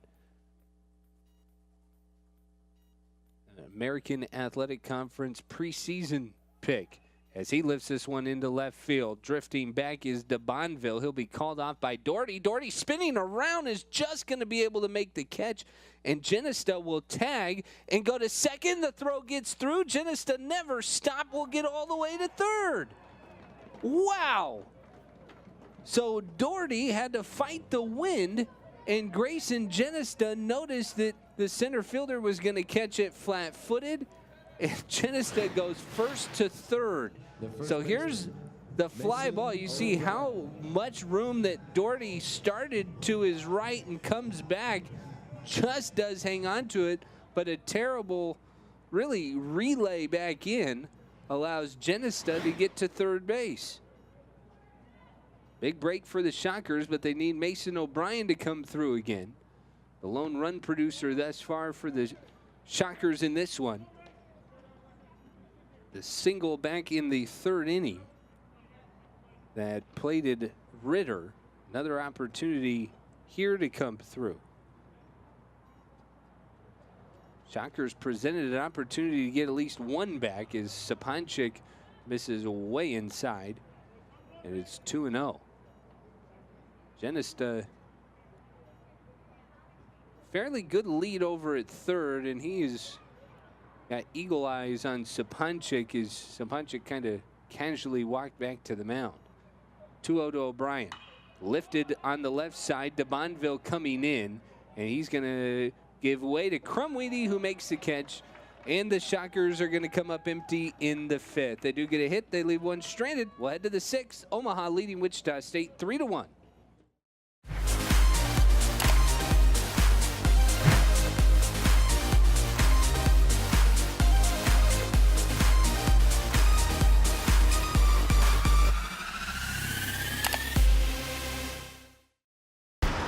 Look at you. You're at the top of your game. You're unstoppable. Nothing can throw you off track. Wait, is that your car? Uh-oh. Yeah, I saw that coming. That will throw you off track. You're looking at around 10 grand in fines, legal fees, and increased insurance rates. Let's try this again. Smart move. Because buzz driving is drunk driving.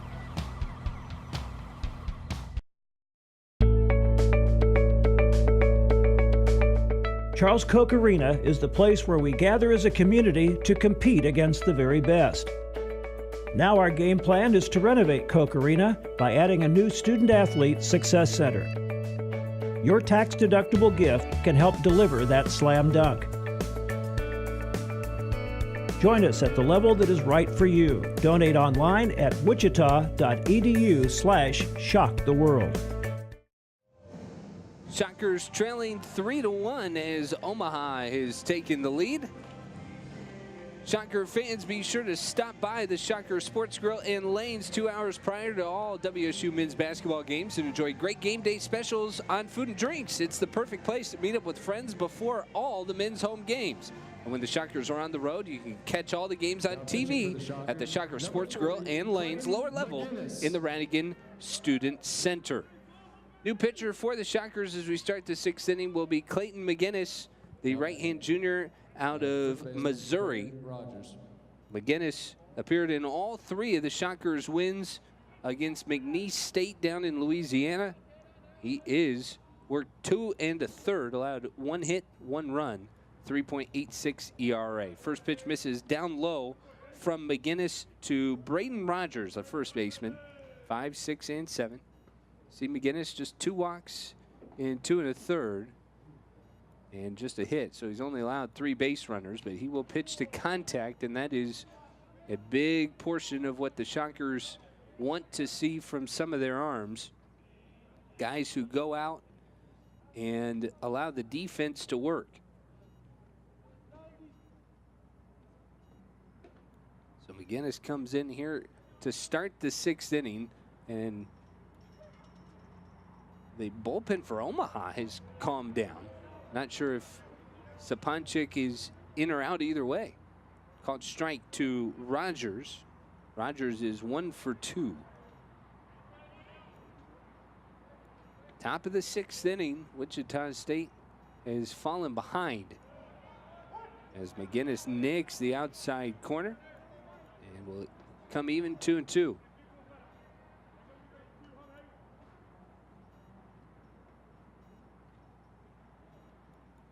Pretty cold afternoon here at X Stadium. Ice still around the concourse as Rogers lifts this one to right. Duga racing over into foul territory. Long run, and he couldn't grab it.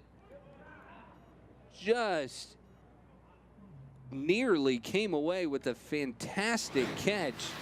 And here's another look at Duga coming in towards the bullpen. And you see he got a glove on it, just couldn't quite squeeze it down in the corner.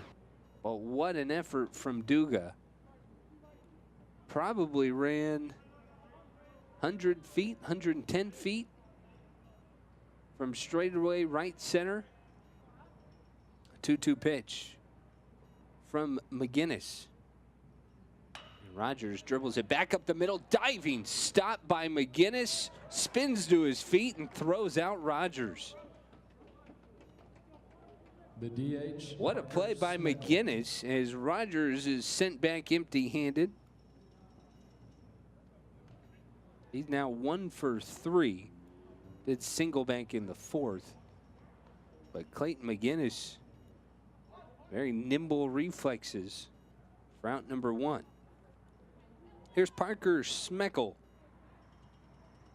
Smeckel is 0 for 2. He grounded out towards third, and Alec Boehm in his first at bat, and flew out to Dayton Duga. He'll take a strike from McGinnis.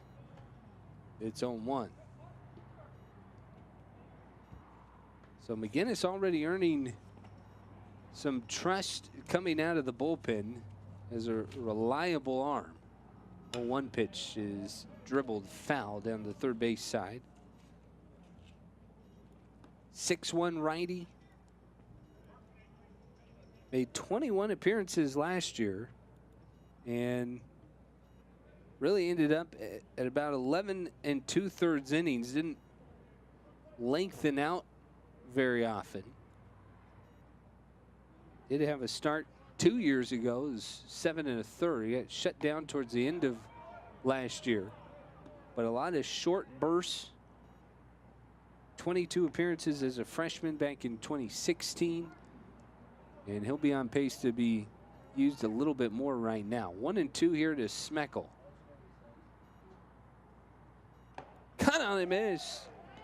High fastball. Registers at 90 miles an hour on the gun. First strikeout for McGinnis. And he's a guy who very crafty, but this is just a power pitch up around the letters, and Smeckel was sniffing that one out but couldn't connect. So 2 away for Tyler Doherty. Center fielder has struck out and grounded out. Had a hit taken away by Luke Ritter.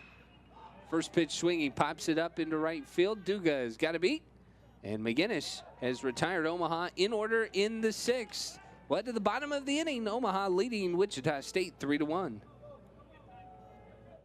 See on page 4 that the projections need to be tornado next Thursday. Seriously? Thursday? Can't do that. This is really inconvenient. I have yoga that day. I have no time for this. So. I can't do Thursday, but I can do Friday. Disasters don't plan ahead. You can. Talk to your loved ones about how you're going to be ready in an emergency. Don't wait. Communicate.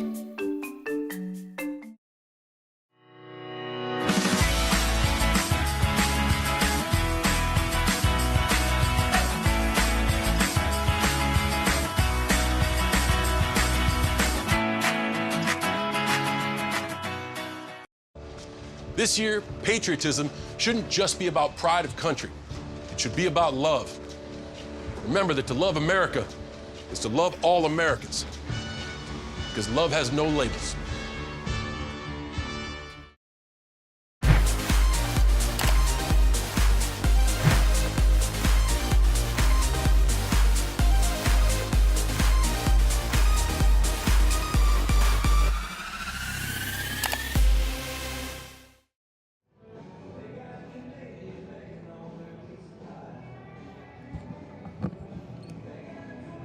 Omaha leading 3-1 over Wichita State as we head to the bottom of the 6th inning. New arm for Omaha as Grant Saponchik, a fantastic outing. As he goes 5 innings, he'll stand in line for the win, and he will turn it over to the freshman Jake Pennington, a 6-foot righty from Hamilton, Ohio, who'll deal with Dayton Duga, Alex Jackson, and Travis Young. Bottom of the 6th here at X Stadium. Shockers looking to find their offense as Duga stands in. He's 0 for 1, walked his first time. And Pennington misses with his first offering. He is 1-0, Pennington. 5 innings in an early start against Northwestern. And he's going to come in to try and protect this lead for Omaha. 1-1 to Duga. Breaking ball floats high. Excellent effort from Saponchik, who goes 5 innings, allows just the run, couple of hits, and worked around a couple of walks. Duga, big swing and a miss.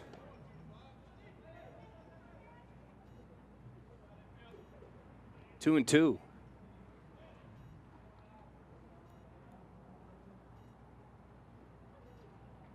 Pennington trying to find a rhythm a little bit.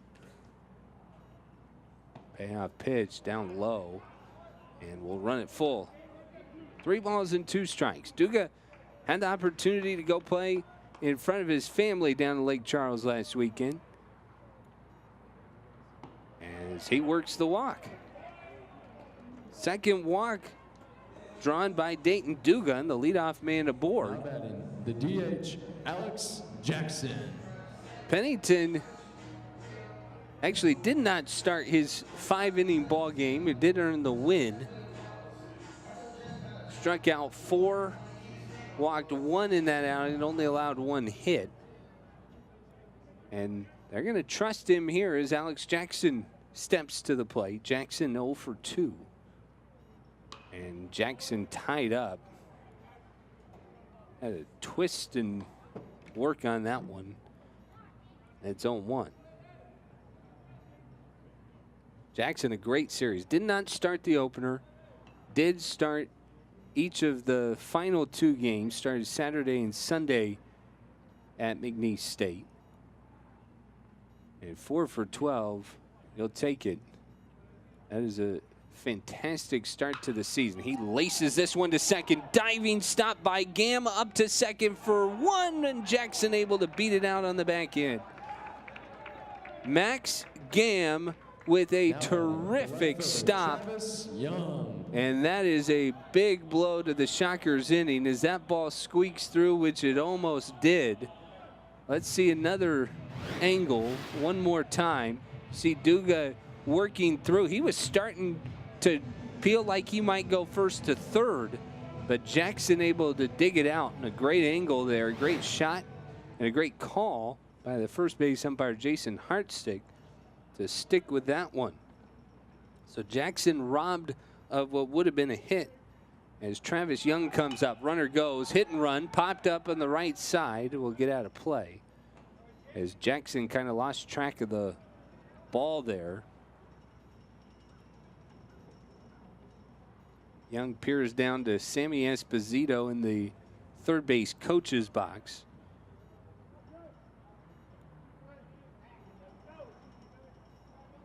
Both of these teams had to dig in the bullpen a little bit in different ways. Pennington came into relief as he checks on Jackson. And he gave Omaha length that Wichita State did not use out of their bullpen. They used a lot of guys for short stretches. This is a few guys for long stretches. Chopped towards third, but backing up is Thibodeau to let it roll foul. Wouldn't have had much of a play on it. And Jackson will jog back as Young takes his time getting back to the batter's box. Down 0-2. Shockers did have to trade blows a little bit in both games 1 and 3 against McNeese, but this is a little bit different for both of these teams. Not necessarily dealing with the slugfest. And neither team is, well, you should say Omaha got that 5th inning going. Shockers are looking for a rally of their own. Had a couple inning enders prematurely stop rallies. As Omaha has defended well today, even though they've been saddled with 2 errors. Pitch misses away.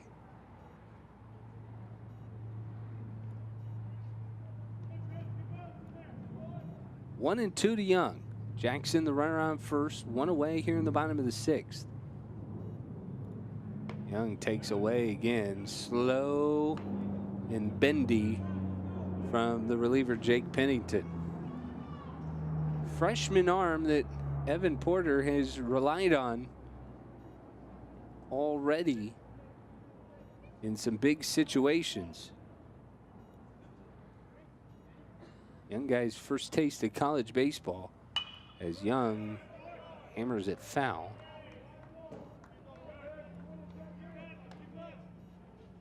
Two balls, 2 strikes to Travis Young, Shockers left fielder. This game was originally scheduled, at least the home opener for the Shockers was supposed to be yesterday afternoon at 3 o'clock. And that Friday game basically got pushed till tomorrow. So we'll have a doubleheader here for you on Shocker HD beginning at noon. 2-2 pitch. Just outside. And I think we're going to take another look at that one as Young with the eagle eye to work the count full.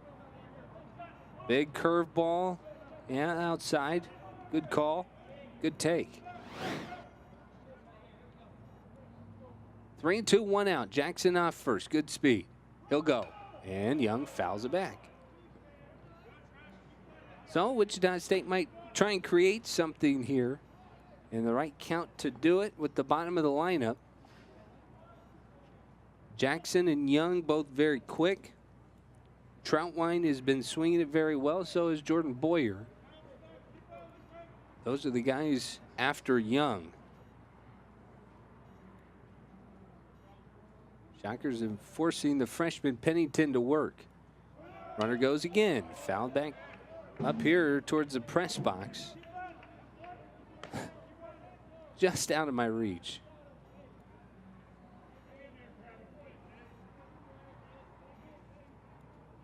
Long at bat, and another interesting thing for Evan Porter in Omaha is no activity up in the bullpen. No bodies even down in the bullpen. Shockers have sent all their relievers. You can kind of see it in that camera shot that they're waiting down the right field line for the next call. Runner goes again, and Young fouls it off again. Good at bat from the junior left fielder Young. But to finish the point, I was going to say, there's Jake Pennington, and he's having to labor. He's gotten one out, and that was thanks to an incredible defensive play by Max Gamm at second. That almost turned into a double play. But other than that, walk, hard hit ball that turned into an out, and now a long at bat against Travis Young. 17 pitches and just one out to show for it thus far. Young laces this one into left field. Back goes Devonville. Devonville at the wall, won't get it. It's off the base of the wall. Jackson will go to third. Esposito's going to wave him around. Jackson will score. Young into third with the triple, and it is a big hit from Travis Young that has pulled the Shockers within one. Oh, what an at bat from Young, and he ends up winning it. The catcher, a fastball down the middle. You're going to see here that Pennington kind of with a freshman mistake, and Young drills it.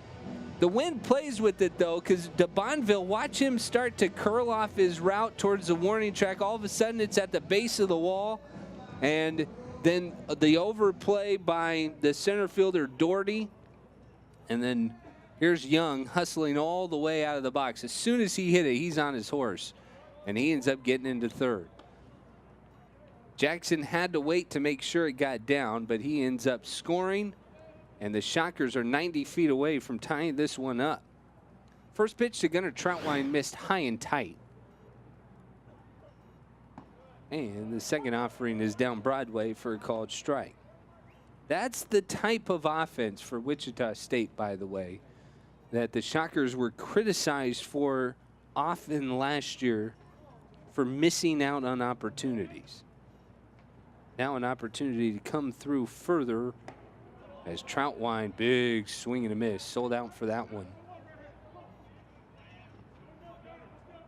This is an offense that is pretty much entirely intact from a year ago. We're having to watch them play a different style than they did last weekend. That needs a lot of timely hits as Troutwine battles and fouls it off. Gunnar Troutwine walked and reached on an error, a ball that he hit pretty hard that Cole Thibodeau just never really got a handle on over at third. But Gunnar's been stranded twice. 1-2. And popped it up. Is it playable for Caniglia? Back to the screen. What an effort. Went Spider-Man into the net. And did he get stuck? Looked like he sent his arm through the screen trying to get that one. That's some effort. Caniglia is not a big guy. He's kind of an interesting catcher to watch. Listed at 5'11", 185 from right there in Omaha, Nebraska. Senior. They use him in the outfield a little bit. Kind of spry for a catcher. 1-2 to Troutwine. Young 90 feet away.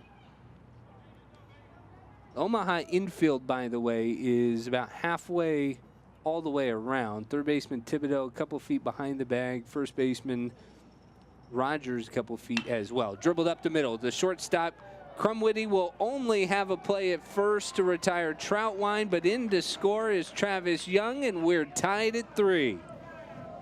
Great at bat from Troutwine. He does the job.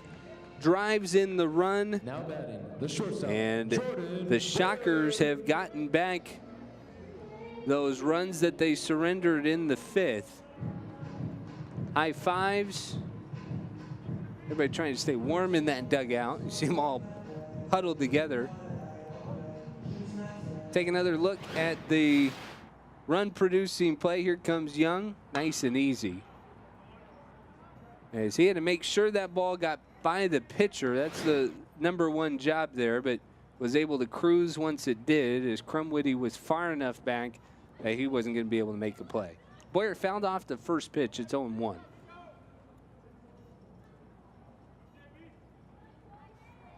Shockers scored 1 in the 3rd, an RBI single by Mason O'Brien. They've struck for 2 runs here in the 6th.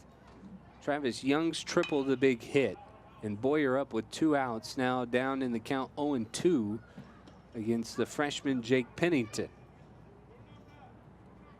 Well, this is a lot of trust in a freshman. It's kind of interesting to watch. He kind of gets to take a deep breath here now with nobody on base, although he's still trying to escape the inning and has leverage on Boyer. 0-2. Grounded up the middle. Crumwitty to his left. Gobbles it up. His throw is in time, and Boyer ends up colliding with the first baseman Rogers, who was hung over on the line. Boyer looks to be okay. Let's see it one more time just to see what happened. And here's Boyer coming out of the box. So you're going to see the first baseman Rogers, as Boyer is not paying attention to where Rogers is at. But Rogers is kind of hung over the line as he stretches, and you see him catch that leg that was holding on the bag. Well, that'll do it. Shocker scored 2 in the 6th. We're tied at 3, headed to the 7th on Shocker HD.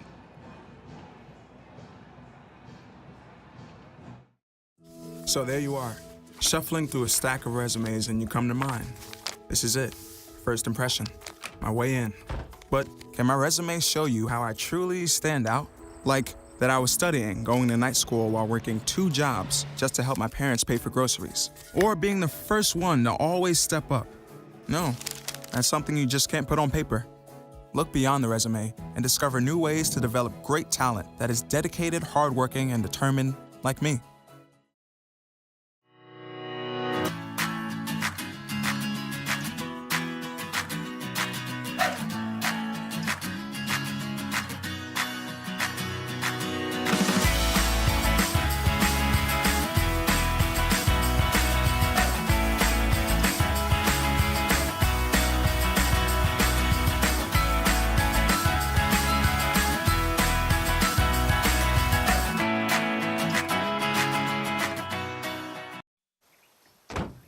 When they test you,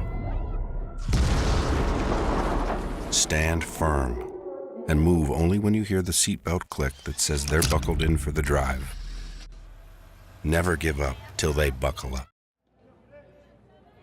Tied at 3 as we start the 7th inning. Lights starting to come on here at Yanks Stadium on an overcast, chilly afternoon, but the Shockers have tied it up as Clayton McGinnis begins his 2nd inning of work, beginning with the catcher Adam Caniglia. It'll be 8, 9, and 1 in the Mavericks lineup. It was Caniglia who I would credit for starting both rallies, but really the most meaningful rally for the Mavericks back in the 5th as he drew the walk against Cody Hoyer. Then Max Gam doubled before Thomas DeBonville doubled, and Keel Crumwitty singled home the 3rd run of the inning. But Caniglia has taken 2 very good at-bats. They don't really show up that way, strikeout and a walk, as McGinnis just missed with a big slow bender and falls behind 2-1 to Caniglia.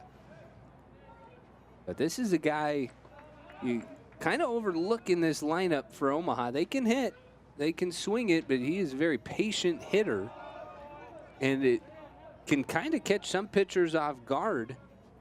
Team that was hitting 300 coming into this weekend series. But he's just a patient guy. He's not overly aggressive. He's going to make you work. He's going to see his pitches. McGinnis behind 3-1. And he hits this one off the first base bag. A beautiful hop to O'Brien, and McGinnis never gave up on it, covers, and makes the play. Fortunate, but fantastic for the Shockers, as that ball hit right off the bag and deflected right to Mason O'Brien, who says, hey, that was nice. A pitch away, Caniglia drives it right off the bag, and look at O'Brien. Doesn't overrun it, comes right to it, and that's just pitcher fielding practice, as McGinnis was headed that way anyway. So O'Brien says, thank you very much. One away for Max Gam. And Gam really started to cause problems with his double back in the 5th. Caniglia didn't score, but it was well worth the shot. He's also walked, so he's been on base twice. Hard grounder to first. O'Brien knocks it down, but he tries to recover. A bare hand flip to McGinnis, who caught it with his bare hand, but not in time. Let's think we should see another look at that one, and O'Brien on the other end of the luck this time. And I think they knew he didn't recover, so we'll see it from Gam's perspective coming down the line, and he got a late hustle there. Foot first slide, and a great call, as I think the slide, I don't know if he would have slowed himself down, or if he did slow himself down, but it worked out, allowing the first base umpire, Jason Hartsick, to see it pretty clearly. That was bang, bang, but I think it was the right call. We'll see one more look as the first pitch to DeBonville missed away. So here's the wide look, and O'Brien just had a hard time recovering, and I think he was safe. Good call, but man, that was tough. A great play. DeBonville serves it foul, and it's 1-1. So O'Brien's been busy today. Had the RBI single. He's had a couple of scoops over at first, and then back-to-back plays here in the 7th inning.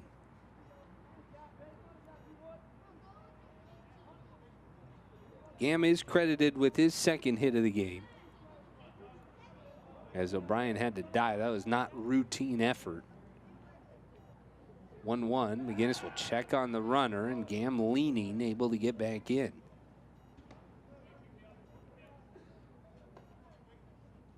It's been a good one today. Shockers had the early lead, surrendered it in the 5th, but have gotten those runs back. And we're right back to where we started. All square. McGinnis, another check on Gam. Great look at that. Our crew from WSU TV right on top of the action today. They call it the cat and mouse game, and you've seen Omaha has tried to get comfortable on the bases. They've just not seemed to be that way thus far. McGinnis, a long pause. There goes the runner, grounded up the middle. Boyer will only have the play at first, had a pump, and then just gets it out in time. DeBonville is so fast. Oh, they knew based off the numbers how quick he was, but Boyer had to clutch, and I think the Shockers got fortunate there. Let's see it again. So watch DeBonville get out of the box. So quick, slow hop that happened before, that just little bobble. Couldn't see the back end of it quite there, but you saw the reason why it was so close, because Boyer just couldn't get it out of his hand. But it is a big out for the Shockers with the runner on second, because here's Cole Thibodeau. He's 0 for 3. He flew out all 3 times he saw Cody Hoyer. He takes away for ball 1. But DeBonville, oh my gosh. He has a single, a walk, and a double. And that's the first time the Shockers were able to retire him today.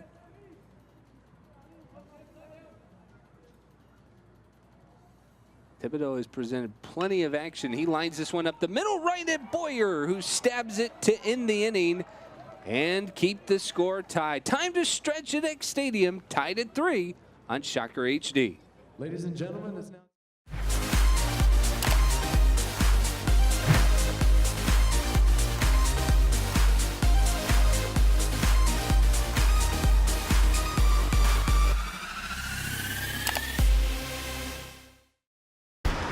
Look at you. You're at the top of your game. You're unstoppable. Nothing can throw you off track. Wait, is that your car? Uh-oh. Yeah, I saw that coming. That will throw you off track. You're looking at around 10 grand in fines, legal fees, and increased insurance rates. Let's try this again. Smart move. Because buzz driving is drunk driving.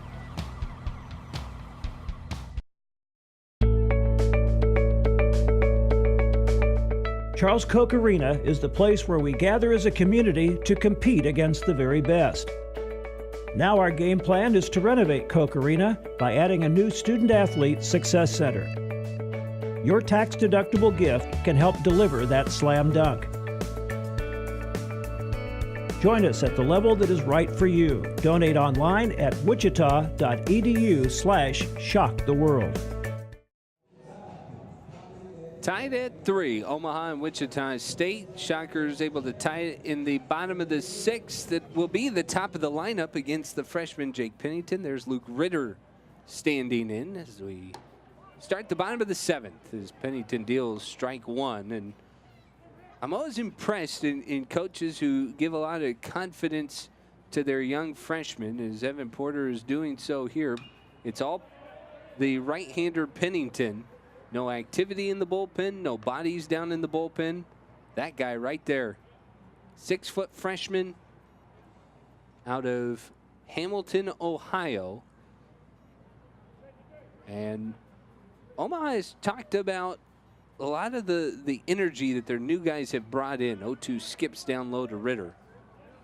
And I think that's something that we'll talk about throughout the weekend of this team that struggled last year, trying to get some new energy, some new attitude, and kind of put away some of the frustrations that they had. Ritter serves it into right field. This is going to be a long run coming in. The right fielder, Polinsky, won't get to it, and Ritter has a leadoff single on a ball that just got served out to right field. And again, for the 3rd time in this game, the Shockers able to get Ritter on in front of Genista. Just a ball that on an 0-2 pitch, just trying to fight and survive, and there's not really any shot for Polinsky to get to it there. So a guy on in front of Genista for the 3rd time tonight. Genista is 0 for 3, has flown out twice, reached on a fielder's choice back in the 5th. Ball that almost turned into a double play.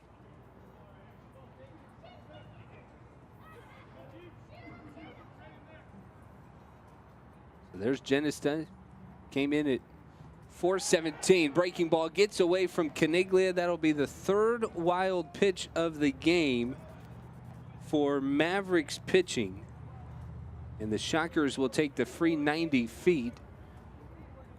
So watch this again. Caniglia has just had a rough go of it today behind the plate. It's a ball that barely got to the plate, but not fully down. 3rd wild pitch for the Mavericks pitching. Another runner in scoring position for Genista. Currently at 333 with his 3 at-bats today. Ritter bouncing off second. Pitch misses away. Changeup outside. Genista, big weekend series against McNeese State. He was swinging the bat very well. 5 for his first 12, scored 7 times. Takes another off-speed pitch down, and Pennington has not really challenged with anything firm. It's been all off-speed to Genista, but he's not been able to find the strike zone, and Adam Caniglia will come talk to him. You know, most teams, and there's been this conversation going this week, that most teams have a hard time finding one guy with the power of Grayson Genista or Alec Boehm, and the Shockers really living in the land of luxury with 2 guys who are considered some of the best power in the NCAA. Ball 4 is nowhere near the strike zone, and Genista draws a walk. His first time on base, and the Shockers have a couple of ducks on the pond for Alec Boehm.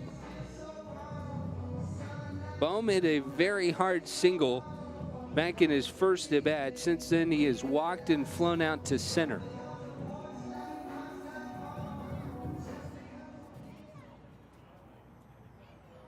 Pennington already 33 pitches since coming in at the beginning of the 6th inning.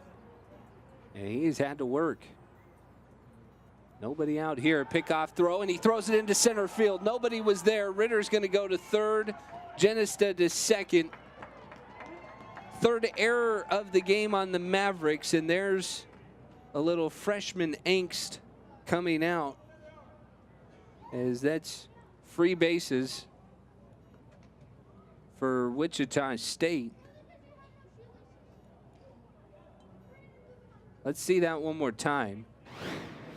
As the shortstop, Crumwood, wasn't even covering. He was kind of there to keep Ritter close. Ritter knew he was there, but never actually broke towards the bag.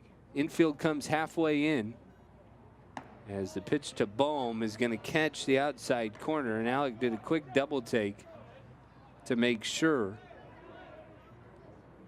First base open, but Mason O'Brien all right with an RBI today. Not sure that Omaha will willingly put Bohm there. They would like to avoid the damage, though. Not sure the best approach as a breaking ball misses away. Surely a pick your poison situation. You do set up the force by not really challenging Bohm.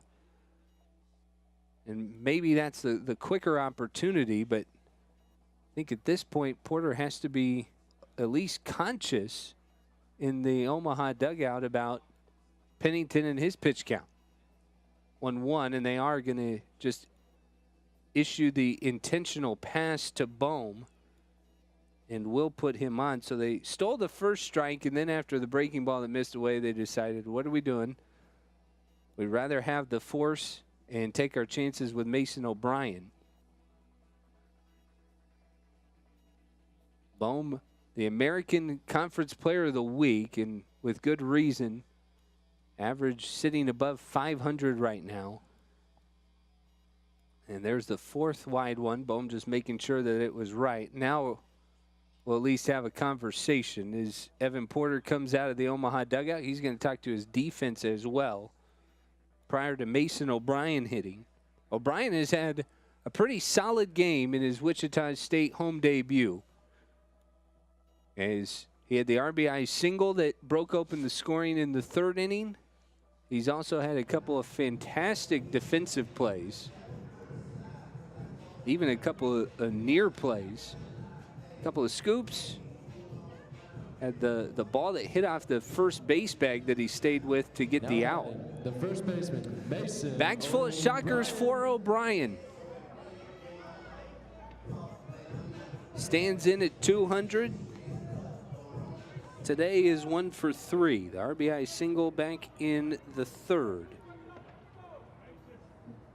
Infield draws in. First pitch. O'Brien lifts it to right field. Polinsky will have a beat on it. Tagging is Ritter. Polinsky's catch will just throw it into the first baseman. Rogers coming in to score as Ritter, and the Shockers regain the lead on the sacrifice fly from Mason O'Brien. 4-3 Wichita State. The right fielder, Dayton. And really a simple approach from O'Brien there, as Genesta advances to third. And Bohm will stay put at first as he held Polinsky true, made sure the throw went to the right place. So runners on the corners now for Dayton Duga. Bohm at first, Genesta at third. And showing bunt, they'll throw down to second. Bohm's going to get caught up in the rundown, and that did not go as planned. Bohm's going to be tagged out by Crumwood. And Genesta is stuck on third base. Shockers just gave away an out on a play, and we're going to cue this up after this next pitch, as Genesta really had no opportunity. Caniglia let it rip, and Bohm got stuck. Pitch was a called strike, and now it's 0-2 as the second one goes. Here's the play again. So Bohm takes off, Caniglia immediately throwing, and Crumwood goes and tracks him down right away. There was no intent there from Genesta, who just got hung up on the third base bag the whole way. Duga fouls it back. And that is a big gift by the Shockers of allowing the freshman Pennington a free out. 2-6 on the caught stealing. 0-2 pitch. Duga takes a breaking ball in the left-hand batter's box. I think that'll be one that the Shockers talk about after the game as a missed opportunity. They do have the advantage here, though, and still an opportunity to extend the lead. 1-2. Duga lifts it up high on the infield. It is the catcher Caniglia in foul territory will make the catch, and that ends the inning. So the Shockers do get a run. They'll take the lead on the sacrifice fly by Mason O'Brien. We head to the 8th. It's 4-3 Wichita State. Todd's a great guy. I mean, look at him. What a sweetheart. Attaboy. Wait, Todd, what are you doing?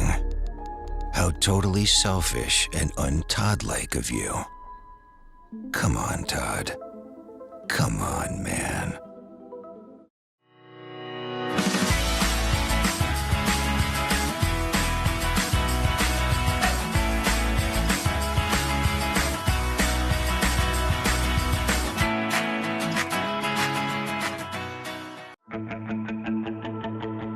Wichita State University is Shocker Nation. We exceed expectations, push boundaries, seize opportunities, and move boldly ahead. We are student-centered and innovation-driven. It's who we are. Our vision is simple but powerful. Create, innovate, collaborate, and celebrate. With one unifying purpose: to shock the world. Shockers have taken the lead here at X Stadium. 4-3 as we start the 8th. Wichita State scoring on the Mason O'Brien sacrifice fly, but possibly missing an opportunity. Either way, they'll turn it over to Chandler Sandburn. 6'2" righty will come on. Third pitcher of the afternoon for Todd Butler. As Sandburn comes in, he worked 2 games down in Louisiana. Now 2 innings, for the Shockers, surrendered number 4 34, runs. Chandler Sandburn. And he'll come in kind of as the setup guy here. As you see his numbers, allowed the 4 runs, struck out 5 though, so power stuff. Kind of used a bit as in some starts the last couple of years. He is going to be in the back end for Todd Butler as he's going to deal with 3-4-5. Keel Crumweedy leading it off. First pitch down low for ball 1. Crumweedy, Polinsky, Rogers. 3-4-5 for Sandburn to deal with.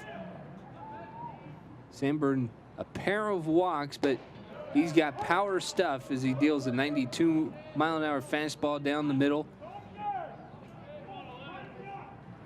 He's got good command for the most part. He has been a guy that the Shockers have liked the size, they like the profile, and giving him the opportunity now to earn a little bit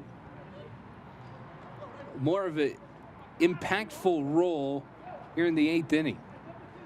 Crumweedy, by the way, 1 for 3, struck out twice and then singled in the 5th. Great job by Clayton McGinnis. 2 innings, just 1 hit surrendered. Struck out 1, walked none.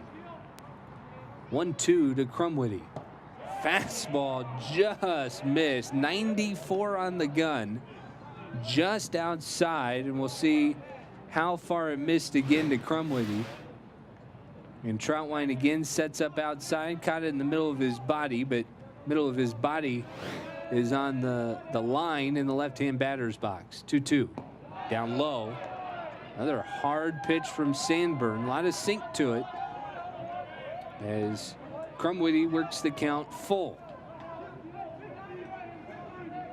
The rallies for Omaha have started with the bottom of the lineup. They're looking to change that with Crumweedy. Payoff pitch. Laced foul. Out of play. One scoring inning for the Mavericks came back in the 5th. All 3 runs triggered by a 1-out walk.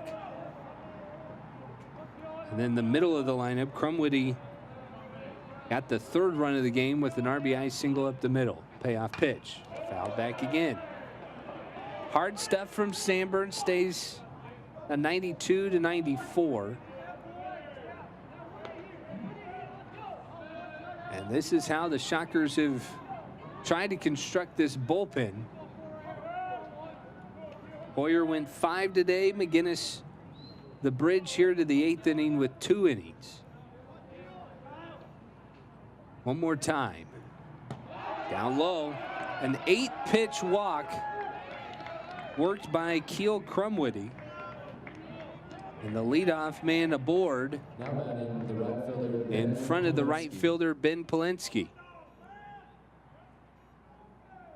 Polinsky 0 for 3. Has grounded out 3 times. And he was, I believe, the victim of that ground ball that hit the first base bag. Thought he might have had extra bases, and it popped right to Mason O'Brien. Sandburn works exclusively out of the stretch. He'll throw over to first. Back easily is Crumwitty.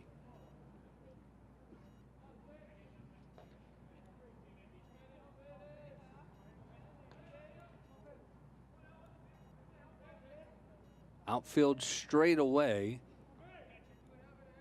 Bohm in at 3rd, waiting the bunt, and Polinsky puts it down first base line for Sandburn, who throws to O'Brien for out number 1. They advance the runner Crumwitty, so the tying run in scoring position. Scored 1-3 on the putout. Rogers. And now Braden Rogers will come to the plate. Rogers 1 RBI coming into the ball game. He's 1 for 3 today. Hit a couple balls hard off of Cody Hoyer. And ended up 1 for 2 against the Shockers starter. McGinnis retired him on a pretty nimble play that on a comebacker. So Rogers has been loud outs when he has made outs. 93 for a called strike 1 from Sandburn. Shockers middle infielders somewhat pinched. Boyer now backs off a little bit more. It's the second baseman Ritter trying to keep Crumwitty close to the second base bag. 0-1, and that is high. A lot of firm stuff coming out of that righty's hand, Chandler Sandburn. 6'2" senior out of Indiana. And again, talking about the responsibility that some of these guys have accepted for Wichita State. Sandburn is kind of fully settled into the bullpen despite some spot starts over the last couple of years. He has mostly been a bullpen arm. Laced foul by Rogers out of play, and it counts 1-2. 51 career appearances for Chandler Sandburn, including today, and 47 of them have been out of the bullpen.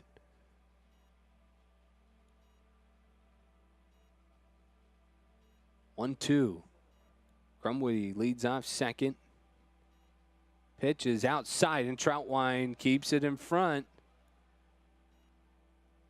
Gunnar Troutwine has been a wall as Crumwitty knew he was leaning towards third, and a little wry smile towards his dugout.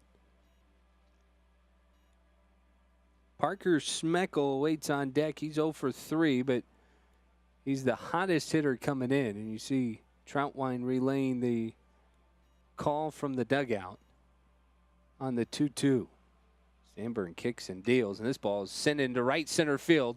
Duga will have a beat, and he'll track it down right at the warning track, and then a jump throw back into the infield. Crumwitty will easily get to third.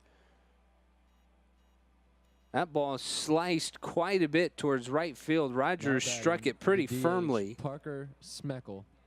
Duga had to beat the entire way, and you'll see again as Duga kind of casually went back. I think the breeze took him a little bit more towards the wall than he thought. You see he's flattening out, and then finally he has to go straight back right in front of the 375 sign, and got it in quickly to Ritter, almost the Jeter-esque jump throw. So Mike Steele out to the mound to talk to his pitcher Sandburn, and he will make the call to the bullpen. So with Parker Smeckle coming up, the Shockers fighting the tying run 90 feet away will turn to their closer. We're going to take a break. We'll tell you about him when we come back. Shockers leading 4-3 here in the 8th on Shocker HD.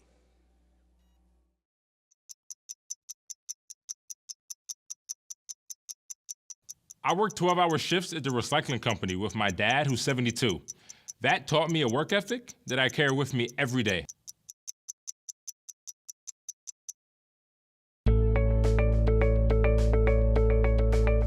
Charles Koch Arena is the place where we gather as a community to compete against the very best.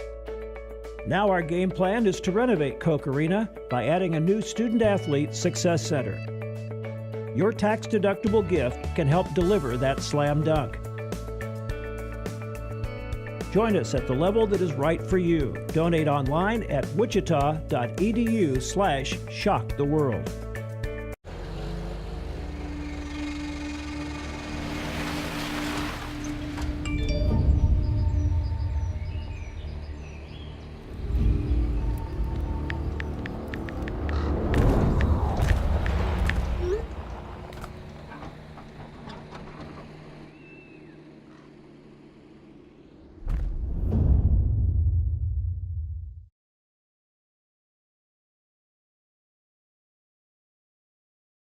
Shockers will turn to their closer here in the 8th inning, looking for a 4-out save from Tommy Barnhouse. And this is where the fireman nickname certainly earns the reputation, as Barnhouse will look to extinguish a small fire that the Omaha Mavericks are trying to start. Barnhouse, though, has not been a stranger to extended appearances. You see it 2 2/3 in 2 appearances. He's got a win, he's got a save, and he's looking to continue to get either a win or a save. He'd love the save here. 4 strikeouts, no walks.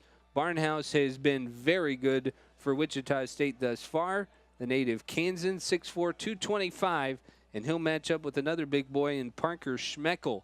Time run 90 feet away, 2 outs here in the 8th, as Barnhouse deals first pitch strike right down Broadway, and it's 0-1. Schmeckel, despite coming into this series hitting .538, is 0 for 3. So that very quickly pulls an average down under 500. Still 400, nothing to shake a stick at. 0-1, Barnhouse kicks and deals, and this ball fouled straight back as Barnhouse jumps ahead 0-2 out of Lansing, Kansas. Barnhouse, a sophomore. Last year, in 17 appearances, he started 8, 44 innings, 6.04 ERA, 2-3 in those outings. But I think Wichita State has found his role. 0-2. Called strike 3. And Barnhouse leaves the tying run 90 feet away. Shockers will have a lead in the 9th. How big is it going to be? As we head to the bottom of the 8th, Wichita State up on Omaha 4-3.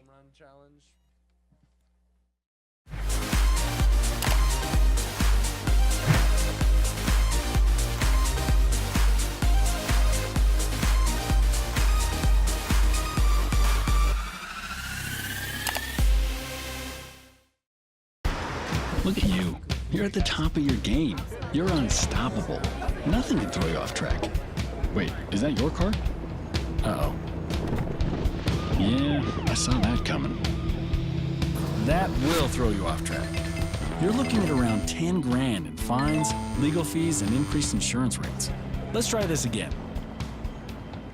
Smart move.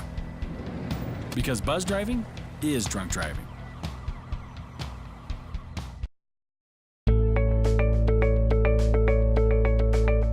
Charles Koch Arena is the place where we gather as a community to compete against the very best. Now our game plan is to renovate Koch Arena by adding a new Student-Athlete Success Center. Your tax-deductible gift can help deliver that slam dunk. Join us at the level that is right for you. Donate online at wichita.edu/shocktheworld. Bottom of the 8th inning at X Stadium. Shockers will have a lead in the 9th with their closer on the mound. And they're going to try and extend that lead against the freshman Jake Pennington on for his 3rd inning of work. It'll be Alex Jackson, Travis Young, and Gunnar Troutwine for the Shockers here in the 8th. Left-hand hitting Jackson takes a strike. I'll tell you what, it is impressive the amount of trust that Omaha has with their righty as Jackson stands in 0 for 3. But this freshman, Pennington, has come out and he has been aggressive. Jackson pops it up third base side. Caniglia comes to the screen. He's going to make the catch. And Jackson is retired 0 for 4. He did score back in the 6th. That helped trigger the tying run later on in the inning. But 0 for 4 today for Jackson officially. And that is out number 1 in the 8th. Here's Travis Young. He had the big hit in that inning, the RBI triple that scored Jackson. And he is definitely one of today's heroes for the Shockers offensively. Keep in mind, Genesta and Bohm, talk a lot about them. They've been a combined today, 1 for 5 with 3 walks. As Young ahead in the count, 1 ball, no strikes. That RBI triple, though, in the 6th. You see the other guys stepping up elsewhere in the lineup, and that is certainly a good sign for the Shockers as they came back from Louisiana with a bunch of very hot bats in the lineup, and 2 guys who are projected starters not even in the lineup right now. But it's guys like Travis Young, Jordan Boyer at the bottom of this lineup, Gunnar Troutwine as well. There's not a ton of easy outs in this lineup. There's not really any easy outs in the lineup. Is Pennington able to nick the corner and 2-1 to Young? But Young's day, a walk, flew out to center, and that big triple into left center field that certainly seemed to provide the energy. Young shows bunt. He'll take a strike. Young seemed to think that was a bit high as he glanced quickly back at Mark Hutchinson.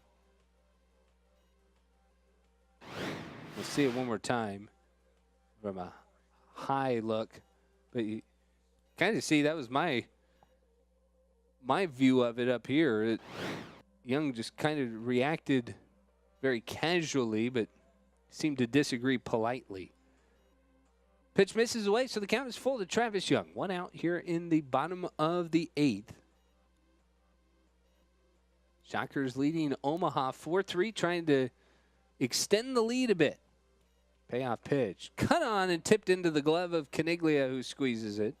And Young goes down on strikes.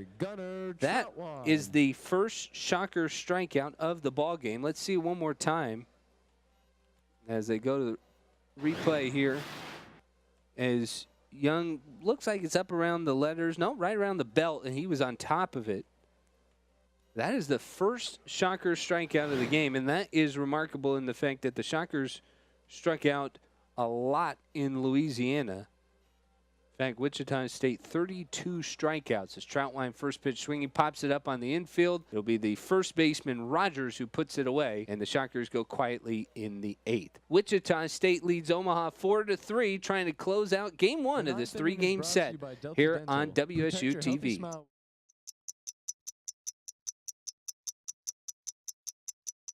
I worked 12-hour shifts at the recycling company with my dad, who's 72. That taught me a work ethic that I carry with me every day.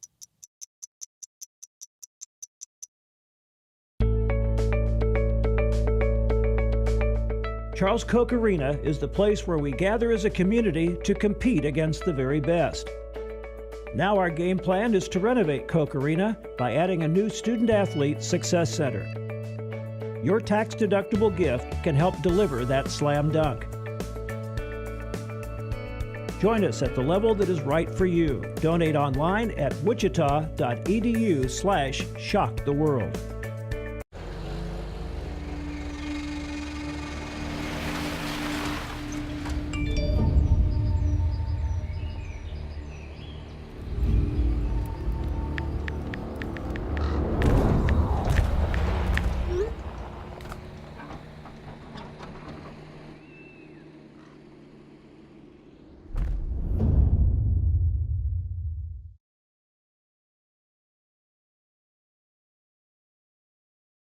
So we're at the 9th inning here at X Stadium as the Shockers trying to extend their season opening winning streak. They lead Omaha 4-3. Tommy Barnhouse escaped the 8th, leaving a runner stranded. It will be the bottom third of the Omaha lineup.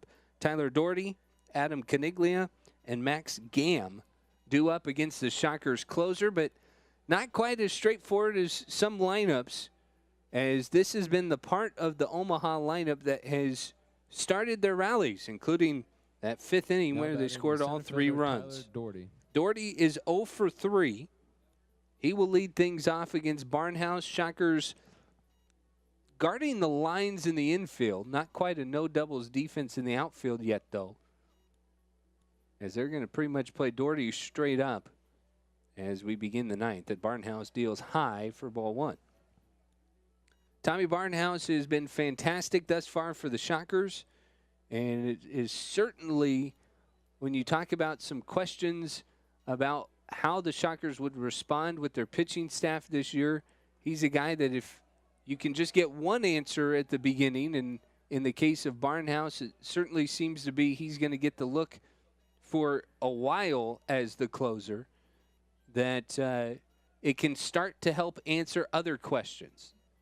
Now, it's not like the Shockers will leave him out there to dry, as there is activity in the bullpen, but he is in that closer role right now, trying to secure what would be the Shockers' 4th straight win to start the year.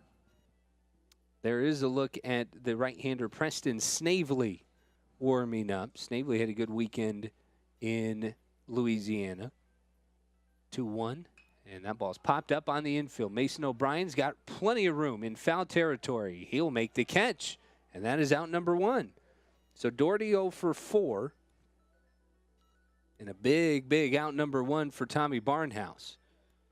You love the smile on the face of the pitcher.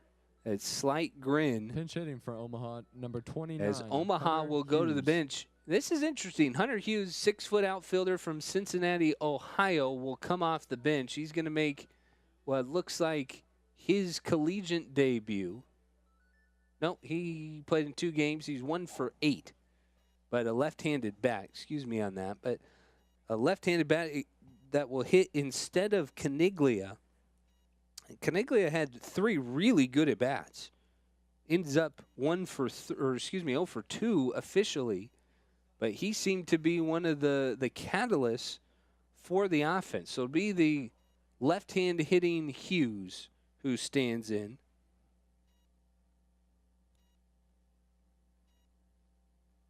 A right-hand heavy lineup for Omaha, so all their lefties pretty much coming off the bench as Barnhouse dots the outside corner for strike 1.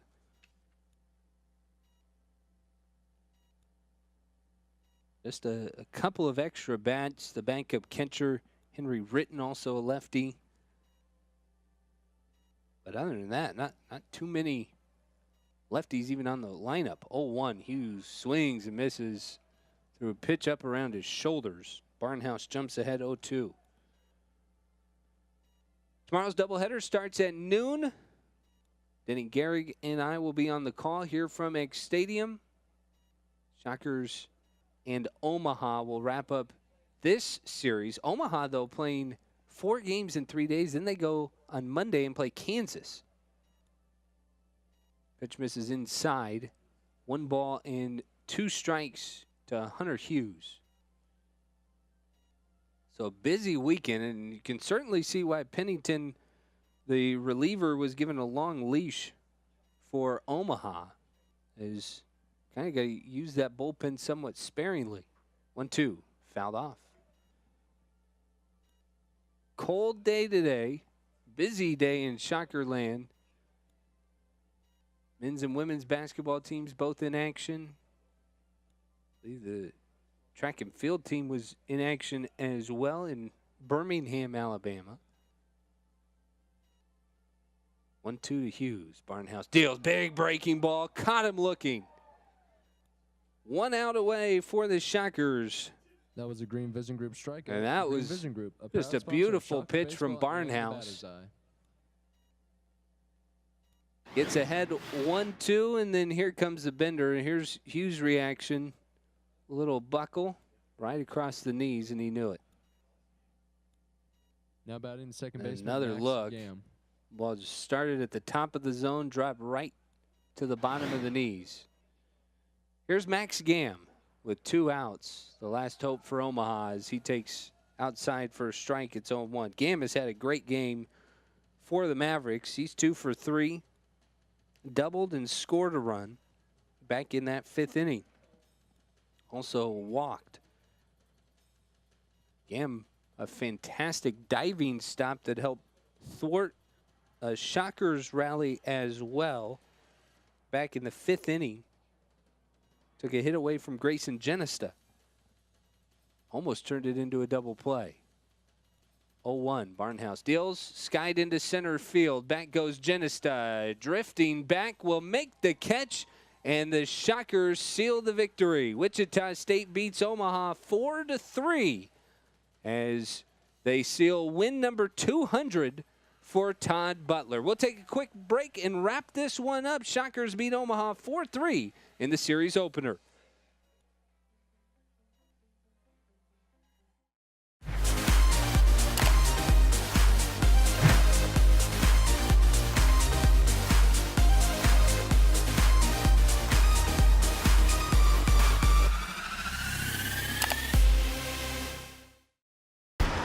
Look at you. You're at the top of your game. You're unstoppable. Nothing can throw you off track. Wait, is that your car? Uh-oh. Yeah, I saw that coming. That will throw you off track. You're looking at around 10 grand in fines, legal fees, and increased insurance rates. Let's try this again. Smart move. Because buzz driving is drunk driving.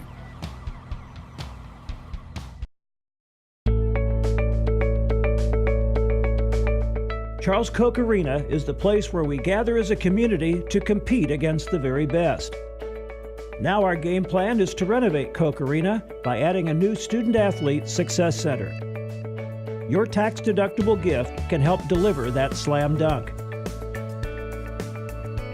Join us at the level that is right for you. Donate online at wichita.edu/shocktheworld.